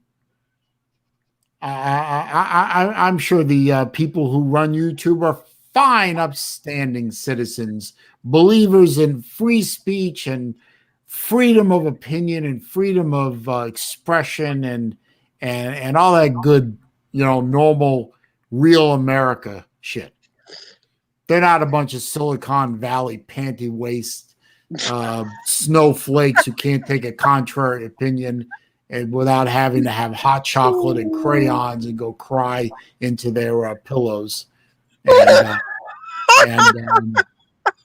their stuffed Pokemon figurines. I mean, I'm sure there's nothing like that at all. Well, now that we've had that bigotry-laced rant. Oh, I'm sorry. That was bigoted? Man, you don't know me. You don't know me at all then, do you? I'm assuming that constitutes as bigoted in 2021. Well, in 2021, yeah, but anyway, I guess. Oh shit! Now I gotta find the video and because I moved it. It's always something with me, isn't it? It's always some damn thing. I mean, if first it was sweet potato pie, and now it's this bullshit. I mean, if this is the sum of your problems in life, no, I have bigger problems than this, but this is the problem of the moment. Yeah, first world problems, of course. You know, in the grand scheme of things, it doesn't matter. No, what I was asking a minute ago, Webster, was am I crazy in thinking that Oklahoma's defense has gotten good enough to give them a shot at actually winning the national title this year? I believe it. I believe it has. I mean, I know it's not, a top 10 or a top 5 defense nationally, but Right. I mean, God, it's light years ahead of where it was. Yeah, if their defensive number ends up being 40 or better, I would look out. I think Oklahoma is going to be a lot to handle this year. I really do. And really, it's not a bunch of. I mean, Spencer Rattler's a star, and they've got great talent, but they don't have like 9 or 10 household names. Not yet. Yeah. Not yet. It's just the overall collection of talent is really, really good. And Rattler is a very emotional player. He's got to keep his head. If he does, he's talented enough that he could really do some damage. Well, I think a second year as a starter is going to help that. Oh, yes. I mean, Iowa State got him last year in Ames because he was playing it was only his third game as a starter. And Iowa State plays that weird 3-3-5 defense, and it kind of messed him up a little bit, and they rattled him. They sacked him. They rattled him early. They got him running, and he just kind of lost his mind, and they got him. And they got to him in the second game, too. They got to him in the championship game. They just came up one drive short, 27-21. Iowa State is 2-3 against Oklahoma in their last 5. People forget, when Baker Mayfield won the Heisman, Baker Mayfield lost in Norman to Iowa State. When Jalen Hurts was a senior at Oklahoma, Iowa State trailed 42-34 or 42-35, got a touchdown, could have, and with less than a minute to go, could have kicked the extra point and played and gone into overtime, but instead went for 2 in the win and didn't get it and lost 42-41. So Oklahoma's biggest win against Iowa State in 4 of the last 5 games, they've got 2 wins by 6 points or less. So, I mean, Iowa State's been right there with them. But this year, I'm not saying that I'm not saying what those games mean anything. It just means that if you're an Iowa State fan or you're wanting to see somebody knock off Oklahoma, that's what I should say. If you're hoping somebody in the Big 12 gets Oklahoma, you should be putting your dollar on Iowa State. They're the one that's got the best chance to get them, not Texas. I tell you, though, if I was Iowa State, I would almost want to intentionally lose the game during the regular season. And then get them in the rematch, yeah. Because it's hard to beat a team twice in 1 year. Yes. And I saw some kind of a stat somewhere. I think Oklahoma's won 6 Big 12s in a row, but only one of them has been where they beat the same team twice. I don't know. It's tough to do. I don't care who you are, and I don't care who you're playing. Beating anybody twice is tough. Yeah. I mean, it doesn't happen a lot. I think I've seen Miami do it once, and it was they beat Florida State twice in the same year. And I was a happy man. Because as much as I dislike the Hurricanes, I hate Florida State. Hate them. Oh, so when those two play, you go for you want the U to win. Absolutely. What about you, time. Slim? What about you, Slim? When it's UF and FSU, who do you want to win? I'm actually the opposite. I got to go with FSU. It's a conference thing. No, it's not. I could care less about the conference. I mean, don't forget, Miami was independent until 91. I didn't care about the Big East. I don't care about the ACC. honestly, I want Miami to win every game they come up against the Criminals. Every time. I mean, for me, what it comes down to is just more respect for Florida State because they kept us on the schedule.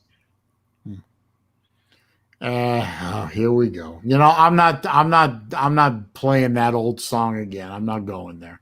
I mean, I want, and you know, Florida State could have dropped us off the schedule, and they didn't. Florida decided to. We were compelled to, and that's all I'm going to say about it.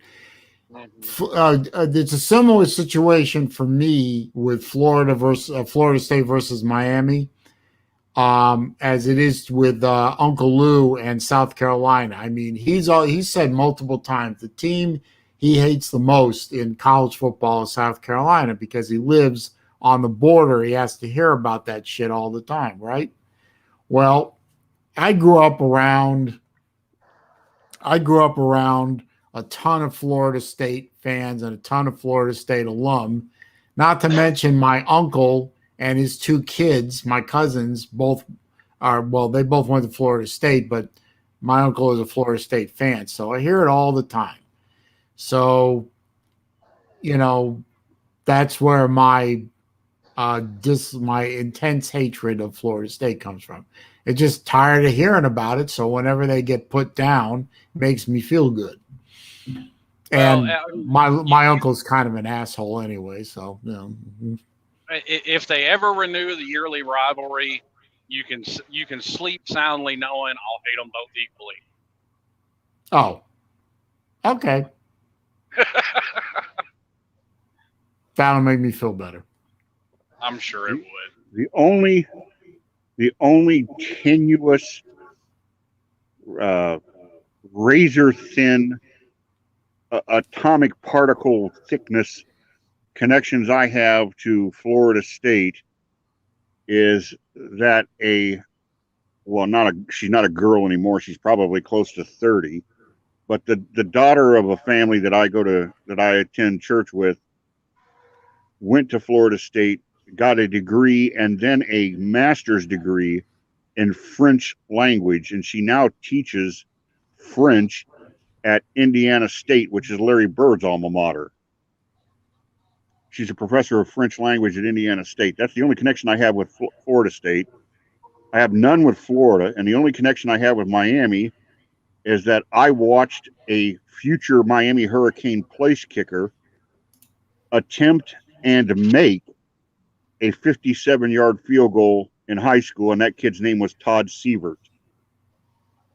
Oh, yes. I think Todd Sievers has scored the most points out of any kicker, if I'm not mistaken. Yeah, Sievert was from Ankeny, Ankeny, Ankeny, which is an immediate northern suburb of Des Moines. And I was at a game in which they called a timeout right before halftime, and everybody thought they were going to line up for a Hail Mary, and instead they sent him out to kick a field goal, and everybody started doing the math in their head. Wait a minute, field goal, that's going to be 57. Holy shit, they're going to let this kid try from 57? And by God, he made it. I think he was there for all 4 years. I think I saw him miss like 2 kicks in the 4 years he was there. He was a good one.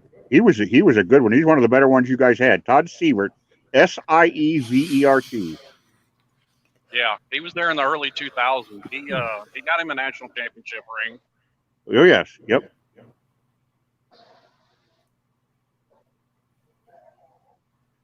Yeah.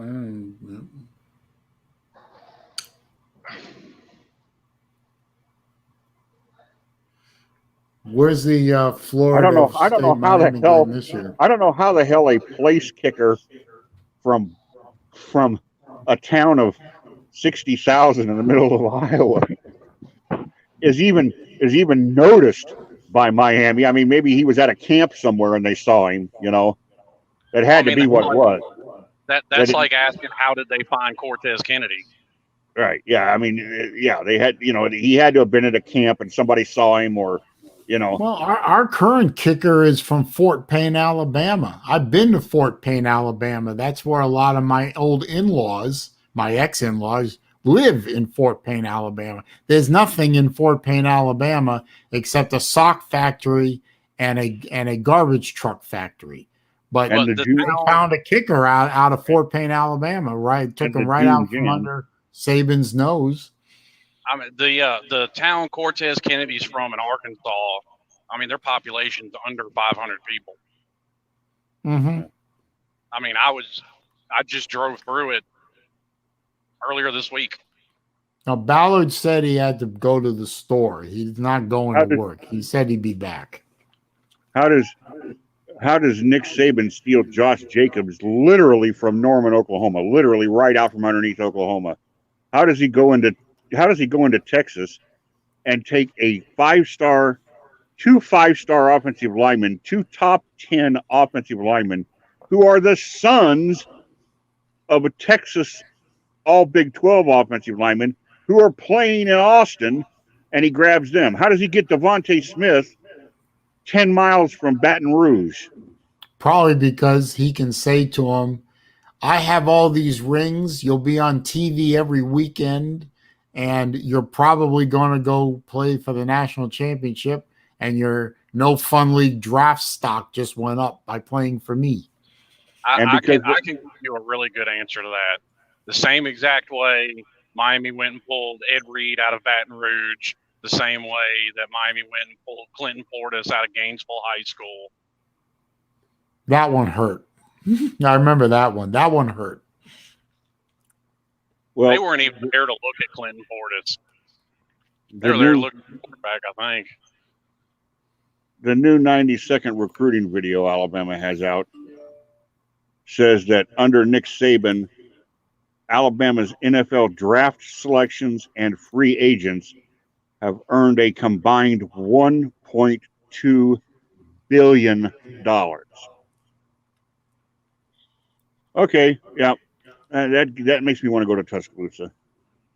Yeah, and who would want to go to Tuscaloosa with those kind of numbers? And he can also say, I haven't had a kid play for me for 3 years that didn't leave with a national championship ring. And, I mean, honestly, what you just said about the NFL should be Miami's recruiting pitch forever and a day. The only school with more NFL Hall of Famers is Notre Dame. Well, last year when the NFL rosters were set for week 1, LSU had 47 players on NFL rosters. They were number 2. Number 1 was Alabama with 65. Yeah, and that number right there, I think I looked at that same number going into it was either 2018 or 2019 season. Miami was tied for number 4 on the list with Florida, with most players in the NFL. And I'm like, they got all these NFL players. What have you done with them in college? Yeah. That's really the maddening thing about it, at least to me. Well, I know this. I know based on the union contract, and now they have a 17-game season, so there'll be 17 paychecks issued this year instead of 16. If you're on the 53-man roster, the smallest of your 17 checks before taxes, the smallest you'll get is $42,700. If you're the lowest paid man on the team, that's the union minimum, $42,700 a week for 17 weeks. If you're on the opening day roster, 53-man roster, I think I could live on that. Yeah, I'd be I would buy a lot of watches. I mean, Lou and the Georgia fans like to make fun of Jake Fromm. Jake Fromm's contract this year is going to pay him $899,900. I think I could live on $899,900. That's actually down for sitting on his ass doing nothing. That's cool. Yeah. That's actually down. He's never going to take a snap in anger. How much money? AJ McCarron has started 6 games in the NFL and he's made $23 million. I mean, holy shit. Hey, You know, Tim Tebow's still getting paid from his Denver contract. not a bad gig if you can get it. You know. Yeah. Hell, I think Tim Tebow's still getting paid from his Denver contract. He's still getting paid from his ESPN contract, and now he's fixing to be getting paid from Jacksonville too. Don't Bobby forget the Bonilla still Mets. getting paid by the Mets. Oh yeah. Yeah. Well, of all the players, past, present, future, at least I have a good gut feeling that Tebow will do something decent with his money, other than making it rain, buying Dub Plus 6 wheels and gold teeth. At least he'll do something good with his money. The Field of Dreams game is starting. They're having Costner walk out like he's walking out of center field out of the corn. What people don't understand is that the diamond that this game is being played on is not the diamond that was used in the movie. It's about a half a mile away, because the site that was used for the movie, it's not geographically possible. The layout of the land, it's not possible to make a major league sized diamond fit there. So they had to go like to the next road junction, like a half a mile away, to put this diamond in that they're playing on. So technically, you're still there. I mean, you're right there. I mean, you're a 3-minute walk away, but it's not the exact same facility. What is the point, though? I mean, what is the point here? Just something to make baseball interesting for one game or something. I mean, what's the point here? It's the romantic, baseball is the one constant. People will come, Ray. Oh, that may have been true 100 years ago, but come on now. Well, no, that was pretty true when Sosa and McGuire were chasing that home run title. Oh my God, the whole country was following that. Yep. I wasn't. I'm proud of that. Yeah, that's because not everybody's a hard-boiled Jew cynic like you. Ooh, he's going to bring Judaism into it. I remember when that was going on. They would cut into like whatever was playing on TV at the time. Whenever Bonds or McGuire, yep, a bunch of juiced up steroid puppies banging away at a baseball. I mean, they cheated. Well, they didn't cheat technically because steroids weren't illegal back then, but I'm sorry, for me, that title of the home run, the whole thing has an asterisk next to it because they juiced themselves up. I think Barry Bonds' career numbers definitely have an asterisk by him. I think Barry Bonds should be banned from the Hall of Fame. Yeah, I think. Is he in now? I hope he's not in. I hope he never gets in. He shouldn't. He doesn't deserve it. The thing about Bonds is you could just physically look at him. I mean, just hold up a picture of what he looked like when he played for the Pirates, and then hold up a picture 5 years later, and he looked like Frankenstein. I mean, you don't have to know anything about baseball. You don't have to know anything about medicine to know something happened to the man. I mean, you know what I mean? My feeling is this: if Barry Bonds gets in the hall, he's not in already, is he? I don't follow this, but if he isn't and he gets in, the next vote is Pete Rose gets in. Well, yeah. Pete Rose will get in, but he won't do it while he's alive. They'll vote in Pete Rose after he dies. Yeah. Well, that's just shitty. I mean, he earned it. I agree with Slim. I think there's enough animosity and enough whatever you want to call it that they're not going to let him have the pleasure while he's alive. Well, they let other scumbags that play baseball into the Hall of Fame. They let drunks and women beaters and juicers and all kinds of other flotsam and jetsam into the Hall. Most of the majors were on. Most of the players in the majors were on amphetamines all through the 70s. I mean, they used to, the whole teams were just speeded up to beat hell. I just think it's crap. I mean, there's enough scum and villainy, to pull a quote from Star Wars, in the Baseball Hall of Fame right now to populate a good sized jail, and they and this one guy bets on games, and he's earned his way in there, and they let all the other criminal element into the Hall of Fame, but not this guy. See, That is hypocrisy of the first order. I actually don't see me. I don't understand what the problem is with Pete Rose, because he never bet on his own team to lose and then tank a game. Right. I'm fine. I don't care if he did it either way. I'm just saying that there's plenty of scuzz in the Baseball Hall of Fame right now. What's one more? Let him in. But I agree with you guys. They're not going to let him in while he's breathing. So it's a moot point. Entire thing with Rose was the gambling and the betting. It had nothing to do with what occurred while he was an active player. So none of his statistics, none of the numbers he produced as a player are under question. And so therefore, I think, based on what he did as a player, it's insane not to have him in, because those numbers are not in question. Not like with Bonds and McGuire and Sosa, where the numbers are, and Alex Rodriguez, Rafael Palmeiro, where you question the validity of the numbers. Rose's numbers the validity of those numbers have never been questioned. I just got back in here. I apologize. I had to run to the store and everything. So good.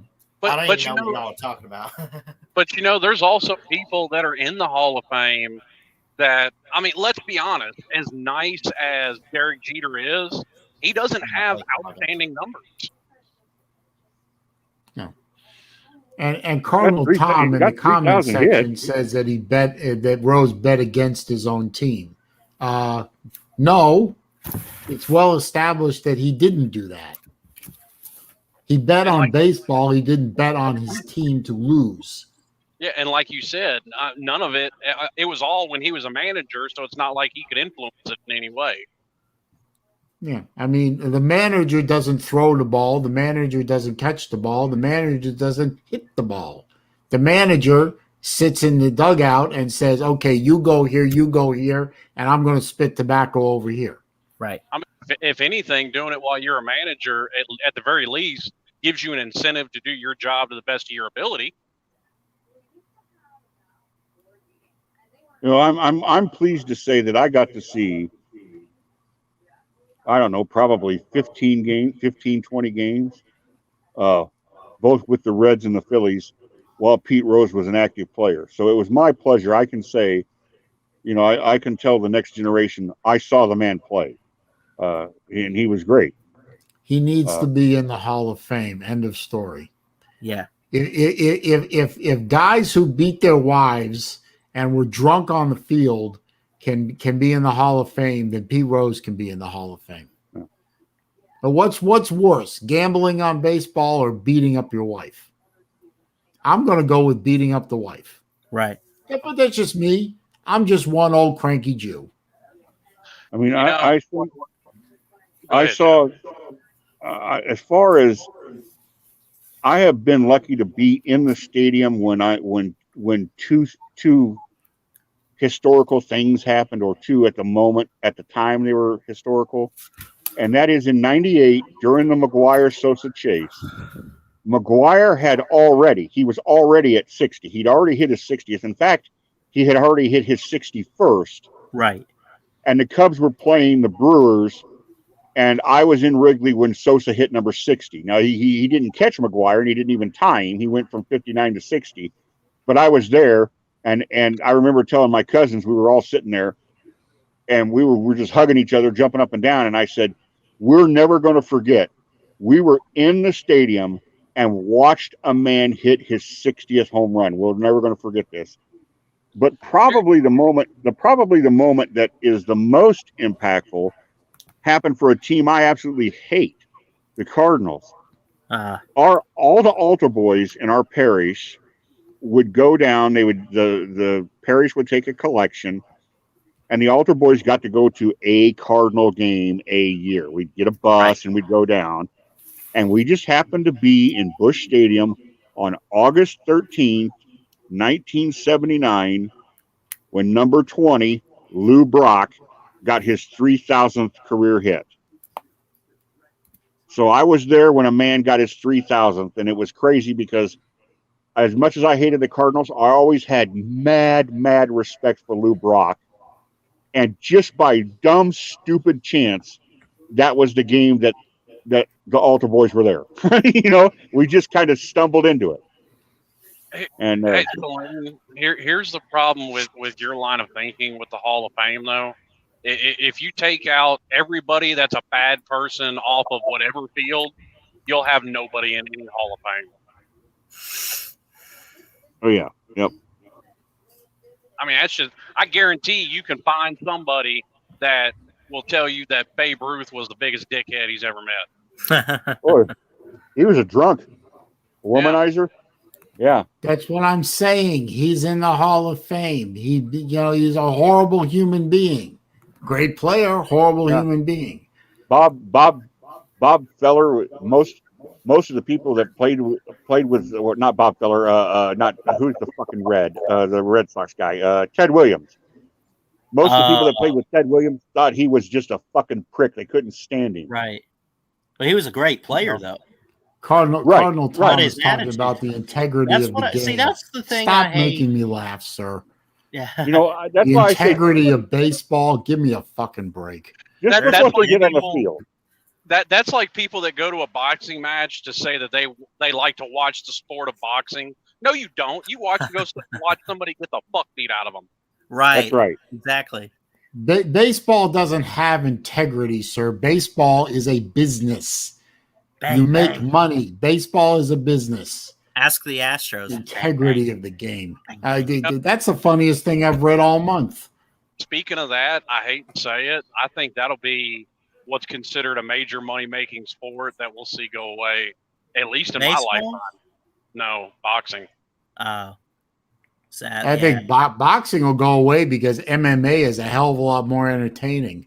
Well, between that the fact that boxing keeps paying homage to Plexico Burris and shooting themselves in the foot.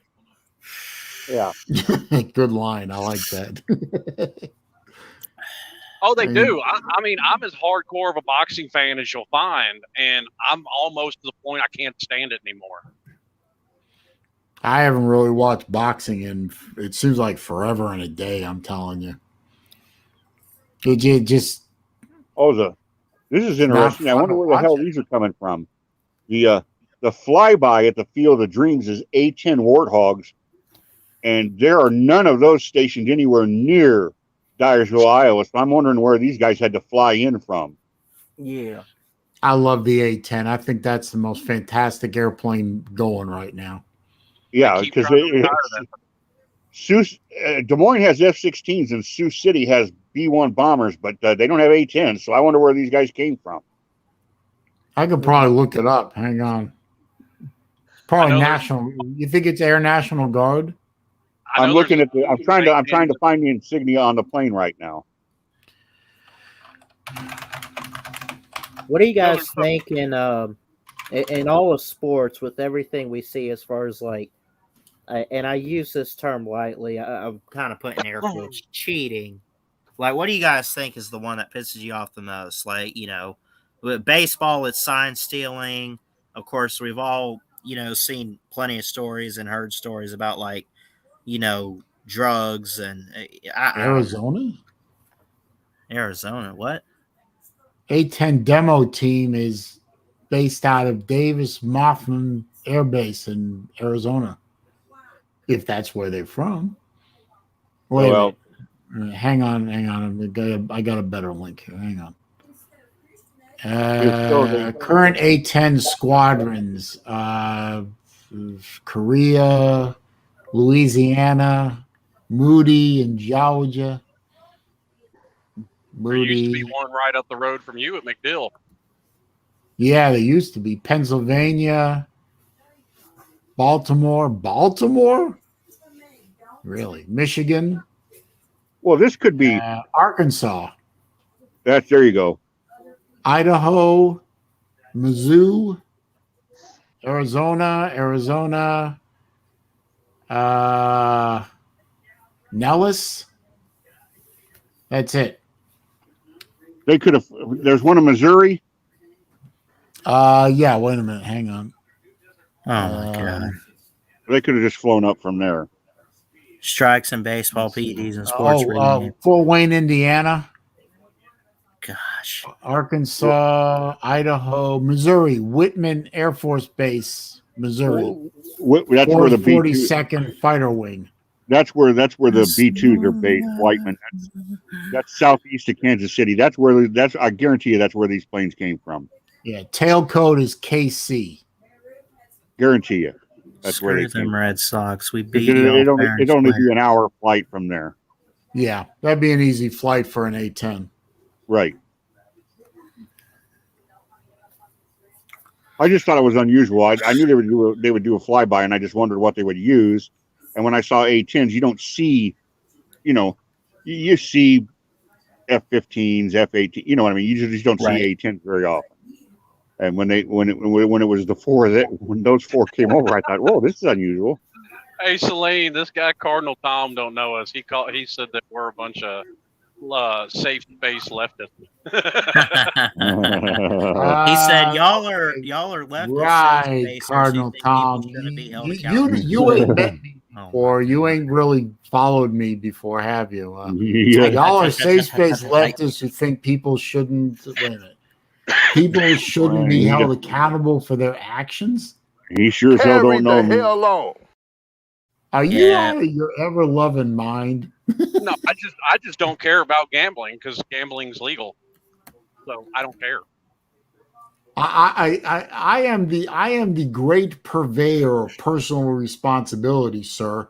But when you have a Hall of Fame that's filled with a criminal element, such as the Baseball Hall of Fame, with people in there who have done things a hell of a lot worse than lay down a few bucks on a game, such as beating people up, drinking, drug use, pumping up on the PEDs, real fun stuff like that, sir. Putting a few shekels down on some baseball games, while not a great thing, and certainly was against the rules, pales in comparison to what, say, a Babe Ruth did, or some of the other miscreants that are littered around that dusty old building. So, and I agree with what Huffer Billy Paul says. Policy's policy, yes, but there are rules in the NFL I don't agree with either, and don't really care about. It's just my personal opinion. He's doubled down on it. He still says you libs. Whatever. I've been called worse things. I'm a lib. Okay. I don't know. I'm not gonna bother. You think of me what you wish, Mr. Cardinal Tom. Lazam laden. Have fun with that. Like I said, I've been called worse things by better people. Yeah, I've been called worse things by better people. I've been told, I've had better people that try to take me down and fail. So have fun. Have fun. Throw as many flaming arrows as you want, sir. I'm bulletproof. I'm enjoying watching these major leaguers. None of these guys have ever been to some podunk rural place like Tylerville, Iowa. They're used to playing in front of 50,000 in some big metro area, and now here they are. Of course, some of these might be small town boys, grew up playing, Hey, can you guys excuse Indiana me for a minute? like I gotta deal with my daughter for a second. I'll be right back. They say they got seating for 8,000 there. There's a good aerial shot of it right now to show you where the original diamond was, or is, with the farmhouse in the back. Actually, no, I don't think everybody should get a participation trophy. All I said is I think they will put Pete Rose in the Hall of Fame. Simple as that. Like I said, I don't think they'll do it while he's alive. I think they'll do it after he dies.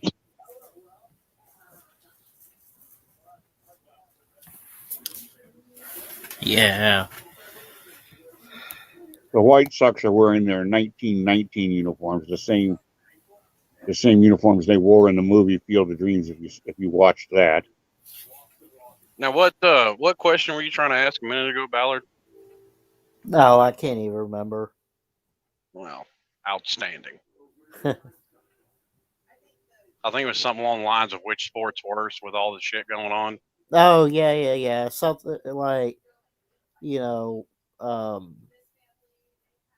something along the lines of that. And like with the, steroid scandals, PEDs, and all that. Just, I don't know. I mean, me personally, I don't think all the steroids in baseball, all sign stealing, which I don't really give a shit about sign stealing because they've been doing that as long as baseball's been a game. Play to win the game, right? I don't think any of that comes near the level of corruption in professional boxing. Yeah. In my opinion.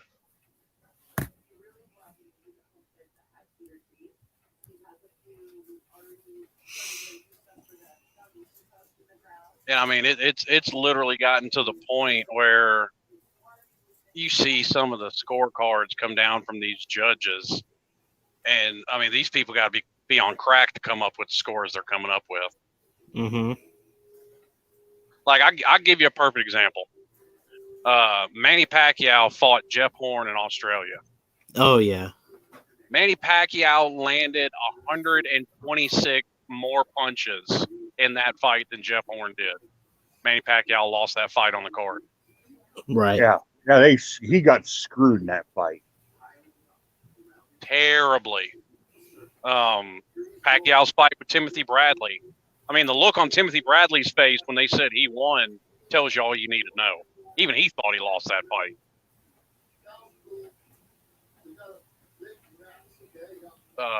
Pretty much every Floyd Mayweather fight ever fought. And still heavyweight champion of the world, Apollo Creed. Huffer Billy Paul, Clemson fan, by the way, says PEDs are part of rigging. So did Clemson try to rig the Cotton Bowl a couple years ago, even though they really didn't need to? Ouch. Oh, Ballard with the bomb. Ouch. Got you there, Huffer Billy. Woo! And he confirms here Clemson had the PED stuff. It pissed him off. Yeah. I mean... you know what was stupid too? If you go back and you listen, I don't remember what press conference it was, but Dabo was asked about that, and all he said was that could have come from anything. Like as if, that could have come from anything. I don't know where that came from. So you don't know here's what the thing, your AD or whoever is giving you. Here's the thing with that though, Ballard. With all the drug testing that they do, especially in MMA, it really will come from anywhere. Okay. I mean, they've literally found, I think it was Frank Mir got a sample of, he tried some kangaroo meat on a trip in Australia. Oh, wow. And he got a hold of a sample of it, and it tested positive for what he tested positive for. Right. Now, like it was hidden inside or something. Yeah, well, not even that. It just could be something that's fed to them that has it in them. And I'm like most people, when they come up with an excuse like that, I think they're completely full of shit. Yeah. But, when you turn around and pull up proof, it's kind of hard. Okay, well, it does come from some weird places. That's fair. What were you going to say, Jeff? Some guy on the Bears about 5 or 6 years ago got suspended for 4 games.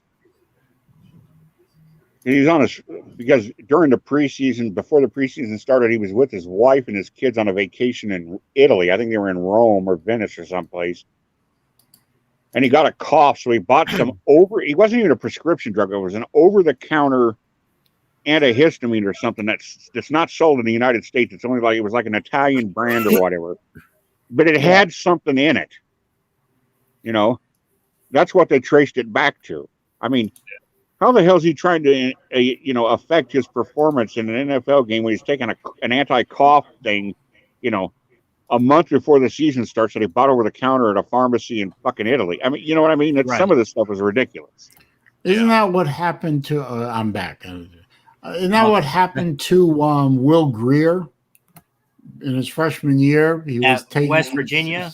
You talking about the quarterback? Well, no. While he was at Florida, he was taking some kind of some kind of medicine for a cold or a flu or something, and it wasn't on the approved list. And he got, it showed up on a test, and he got suspended.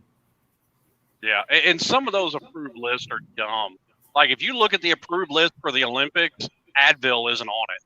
You're not allowed to take Advil. Really? Why not? Don't ask me. I don't know. It's an anti-inflammatory. Well, I mean, I use it for headaches. It's a common pain reliever too. Well, I use Excedrin, but I use Aleve for my back. Right. I mean, I look at PEDs in sports a lot like I look at players getting paid in college football. It's happening widespread. So why make a deal out of any of it at this point? Because it's so ingrained in it. It's not going anywhere. It's like we're used to it, and there's like nothing we could do about it, kind of thing, right? There really isn't. With technology today, they'll just come up with something else. Pretty much.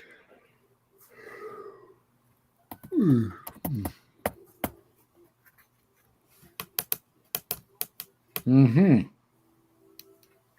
That storm keeps moving westward. I ain't unhappy about that. That's for damn sure.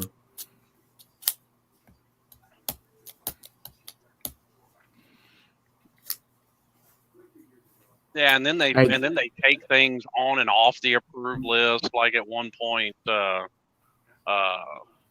testosterone replacement therapy was approved for fighters, and then they took it off. Right. They get a little. I think they get a little carried away with all this, stuff. I mean, how can you hate on over-the-counter medicines? I don't even see how you can hate on something that's been legitimately prescribed by a doctor to treat a health condition. What's up, Humphrey? Hey guys, What's up, HBB? Celine, I'm cursing you. You got me on these damn watches now. I'm telling you, it's not. It's not good. I am the internet Svengali. Wait do you see tomorrow's video? Knock your socks off. Oh boy, yeah, no, it's gonna be great. It's good stuff. I was just thinking about all these crazy, I call them shyster events in these sports, right? Like boxing, people just, it's almost like, I get wrestling can be fake, okay? And it is fake. I mean, I don't know. But it's entertainment. Yeah, it's scripted. They prefer to say it's scripted. Yeah, but what my grandfather actually fought for money, and he had to win to get his money. And that wasn't no joke. Nobody was in there going, well, I'm going to throw this. And they started getting down that road where people were saying, well, I'll give you more money to lose than to win. And he told me, I remember him saying this to me when I was I think I wasn't even 7 years old. He says, the moment you quit being who you are and you start taking money to change who you are, he says, your soul's lost. And that's how I feel about it. So anywhere you see that going on, whether it be gambling and fixing games and taking peds, you talk about cheapening the sport. It just makes everybody get it's disillusioned. Then you don't care. Yeah, you don't have any passion anymore. I don't disagree with that at all, Huffer. What I disagree with is you've got a man who, while he was playing, from what I understand, while he was playing, he was not betting on baseball. Yeah. That was when he was a manager. Okay. On the field, he earned Hall of Fame status.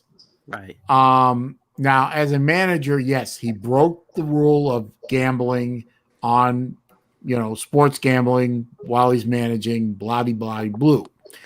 That's fine. All I'm saying is, if baseball wanted to be consistent about people, being in the Hall of Fame who can't be in the Hall of Fame because they broke rules, right, or such things, then they need to look at who's sitting in that dusty museum right now. You've got people who took illegal drugs. You've got alcoholics. You've got criminals. You've got people who abused women. You've got some really not nice folks in the Hall of Fame, and yet you are doing a lifetime ban on a guy whose only sin was he bet on baseball after his playing days were over. Now, I don't care what Genius over here says in the comments section about managers can influence the game or not. Yes, managers and coaches can influence the game, but not to the degree that he's saying it is, and it's still the players that are playing. I'll put it like this: I could care less if Nick Saban went tomorrow and put a bet down that Alabama was going to beat Miami. I could care less. Right. It doesn't matter mean anything, does it? Well, what I'm saying is you've got more than a boatload full of miscreants and scumbags in the Baseball Hall of Fame. A lot of those people have done worse things than bet on baseball, and B, they're criminals and miscreants. So if Pete Rose did an activity like that, which is not illegal as far as I know, right, and he can't get into the Hall of Fame. Yeah, the Hall of Fame means the Hall of Fame is desecrating their own meaning by holding him out. I don't disagree with your double standard argument. I mean, it's at the very least, misery loves company. Yeah, it's a double standard. Right. That's right. It's a double standard, and I get it. Now I understand what you're saying, and I agree with that. I just kind of think about the fact that they should. I mean, they should have. If they were going to be serious, they should have done all of them. You know what I mean? Rose shouldn't be singled out. Is the point you're making? I get that. No, I agree. Yes, that is the point I'm making. He didn't do anything worse than a whole bunch of people that are already in there did. In fact, he did something that's nowhere in the same ballpark as a few of those people. If you're going to put this on different levels of no do-goodery, no do-goodery. I think I'm going to have betting on a game when you're not a player lower on that totem pole than I am taking PEDs. I do too. There's two. Shoeless Joe Jackson. Now that one's probably at a little bridge too far, right? Throwing a game as a player would be another one. You got the ball. You mean like the Black Sox? Yeah. If you're going to go running down the field and you get to the 5-yard line and they give you the football and you fall down at the 2 when nobody's around because you don't want to win the game because you're getting paid off, I think that's worse. But PEDs would be the worst thing right behind that. Yep.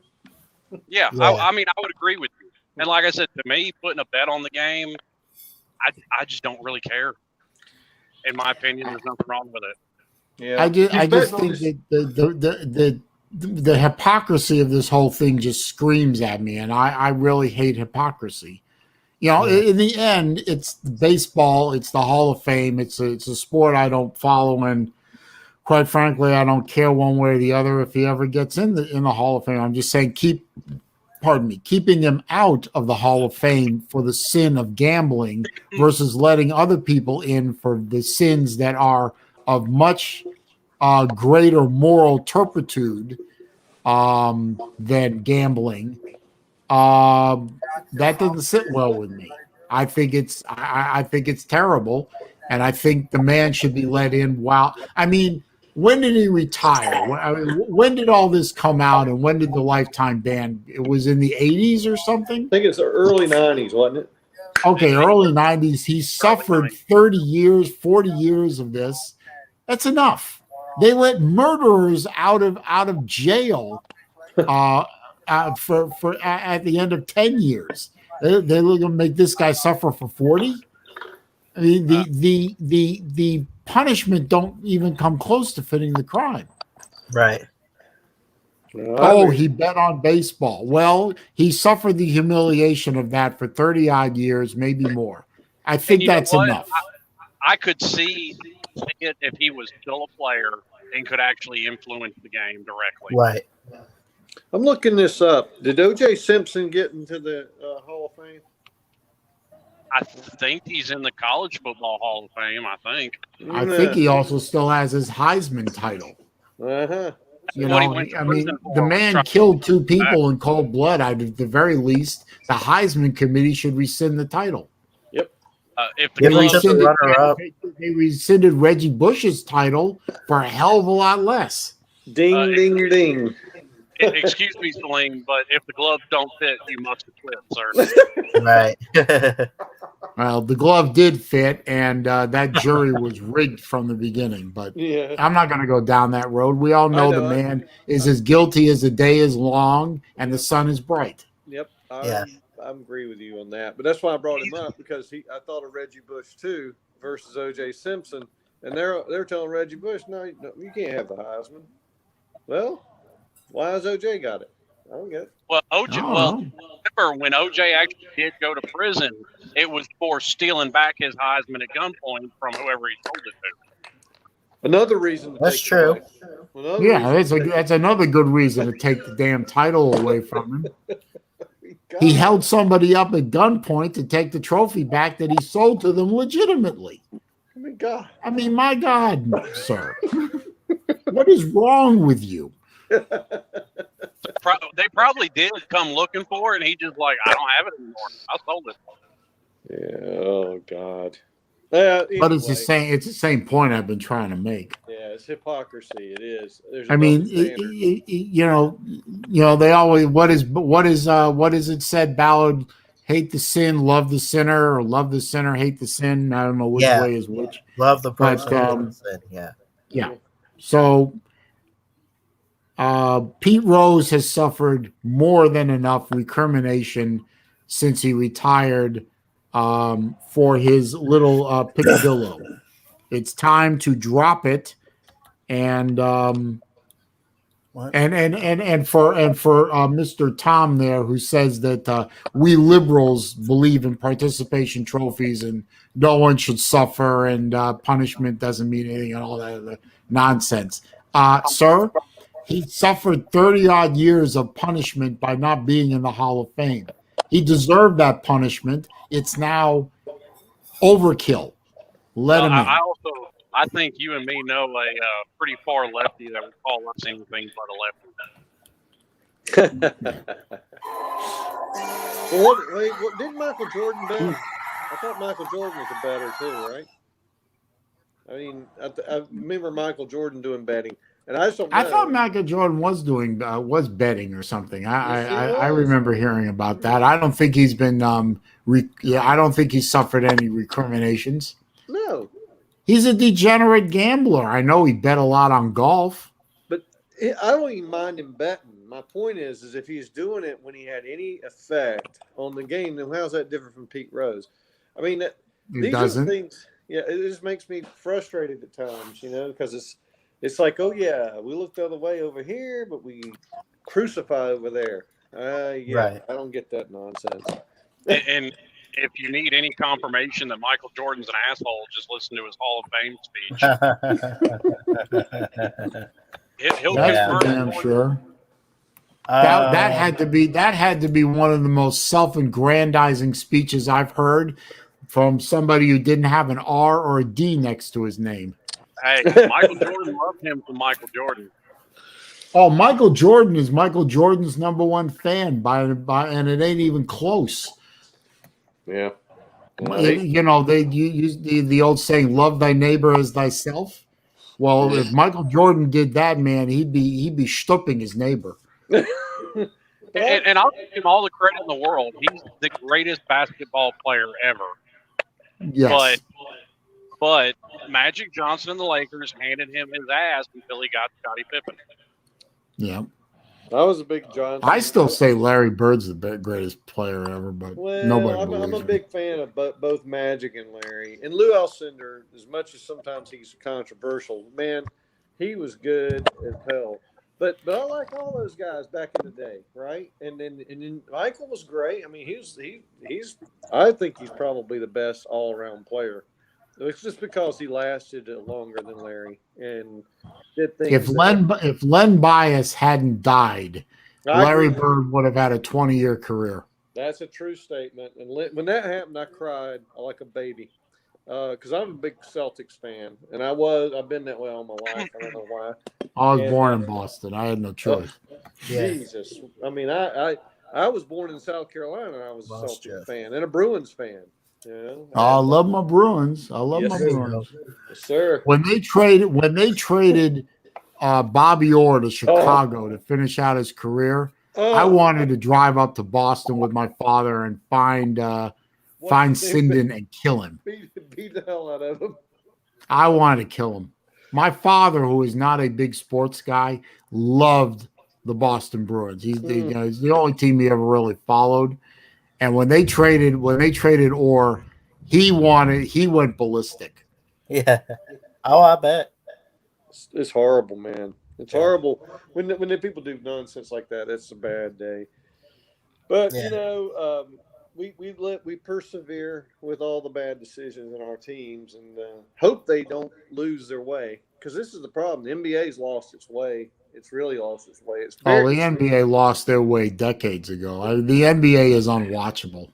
Yeah, they're in a league of their own, and baseball isn't far behind. I mean, it's really getting to the point where I can't even watch the Braves anymore. I used to be you have no idea how bad I was a Braves fan. I don't know. I can't. Yeah. I mean, we're only about 3 steps from football being flagged. Yeah. I don't even think it's 3, Slim. I think it's more like 2. That football for me has been unwatchable. Yeah, everyone's saying, "Oh, you don't like the guy kneeling and blah blah blah, and you don't believe in freedom." No. If he's free to kneel, then I'm free to say I don't want to see that crap. It's the same principle. It's just the other side of it. But for me, you know what? For me, football became unwatchable way before that. Nobody knows what a catch is anymore. Nobody can tell you what a touchdown is anymore. Instant replay has destroyed the flow of the game. Free agency killed the game. No, you know what happened? Too many ads, and the commentators are all uniformly morons. You know what pisses me off is targeting. Yeah. Oh, targeting. Nobody ever. There is nobody ever happy with that. Except when it's neck roll. Except when it's neck roll, and then you're happy. I wasn't even happy with that either. But you remember a couple of seasons ago there was a linebacker for Green Bay, the guy with the long blonde hair. What's his name? Oh, I saw that. Oh, is that? And he had like a 3 or 4 week stretch where he couldn't touch a quarterback, and he got flagged for targeting every time he came within a fart's width of a quarterback. I remember one hit he did. He hit the quarterback. His hands were out like he was Superman. And he's saying, I didn't do it. No, all he did was fall on top of the guy. Got hit for targeting. Well, see, what I don't like, kidding me? What I really hate about that is you can take guys that are considered all-time greats. But if Lawrence Taylor was in the game today, he wouldn't smell Canton, Ohio. Yeah, you're right. Or Jack Lambert was another one. Or the guy from Chicago. Or Bob Lilly. Bob Lilly. Bob Lilly would have been kicked out of the game by now. But no, what was it? Singletary. He wouldn't have survived a year. Yeah. I mean, I watch all these clips on YouTube, all these guys, all these videos on YouTube where the way the game used to be, and I'm thinking to myself, this was beautiful. This was warriors on the field, and none of them would be allowed to would be able to sniff the gateway out of the locker room now. Right. They'd be run out of the game. It's a tragedy. And you don't even have to go back very far. I mean, even No. take a guy like John Lynch or Sean Taylor. Would they last in the game today? Oh, Lynch and Taylor. No, they'd be dead. John But- Lynch was beautiful to watch. And to me, there's no doubt in my mind. And yes, I'm a little biased because he's from Miami, but there's no doubt to me if Sean Taylor hadn't died, he'd have been a Hall of Famer. Mm-hmm. Remember that game? Remember the Florida Oklahoma game for the Natty? One of the first plays out of the gate, and Bradford threw that bomb to his receiver, and the Florida safety just lit that sumbitch up. Yeah. He put him into the back end of the sideline, and he just turned around and ran away, and the receiver actually just popped up, ran back to the huddle. I mean, Nowadays that would have been a personal foul. The Florida player would have been kicked out of the game, and the receiver would be acting, would be flopping on the ground, going, "Oh, he hit me, oh." you remember Like a soccer player.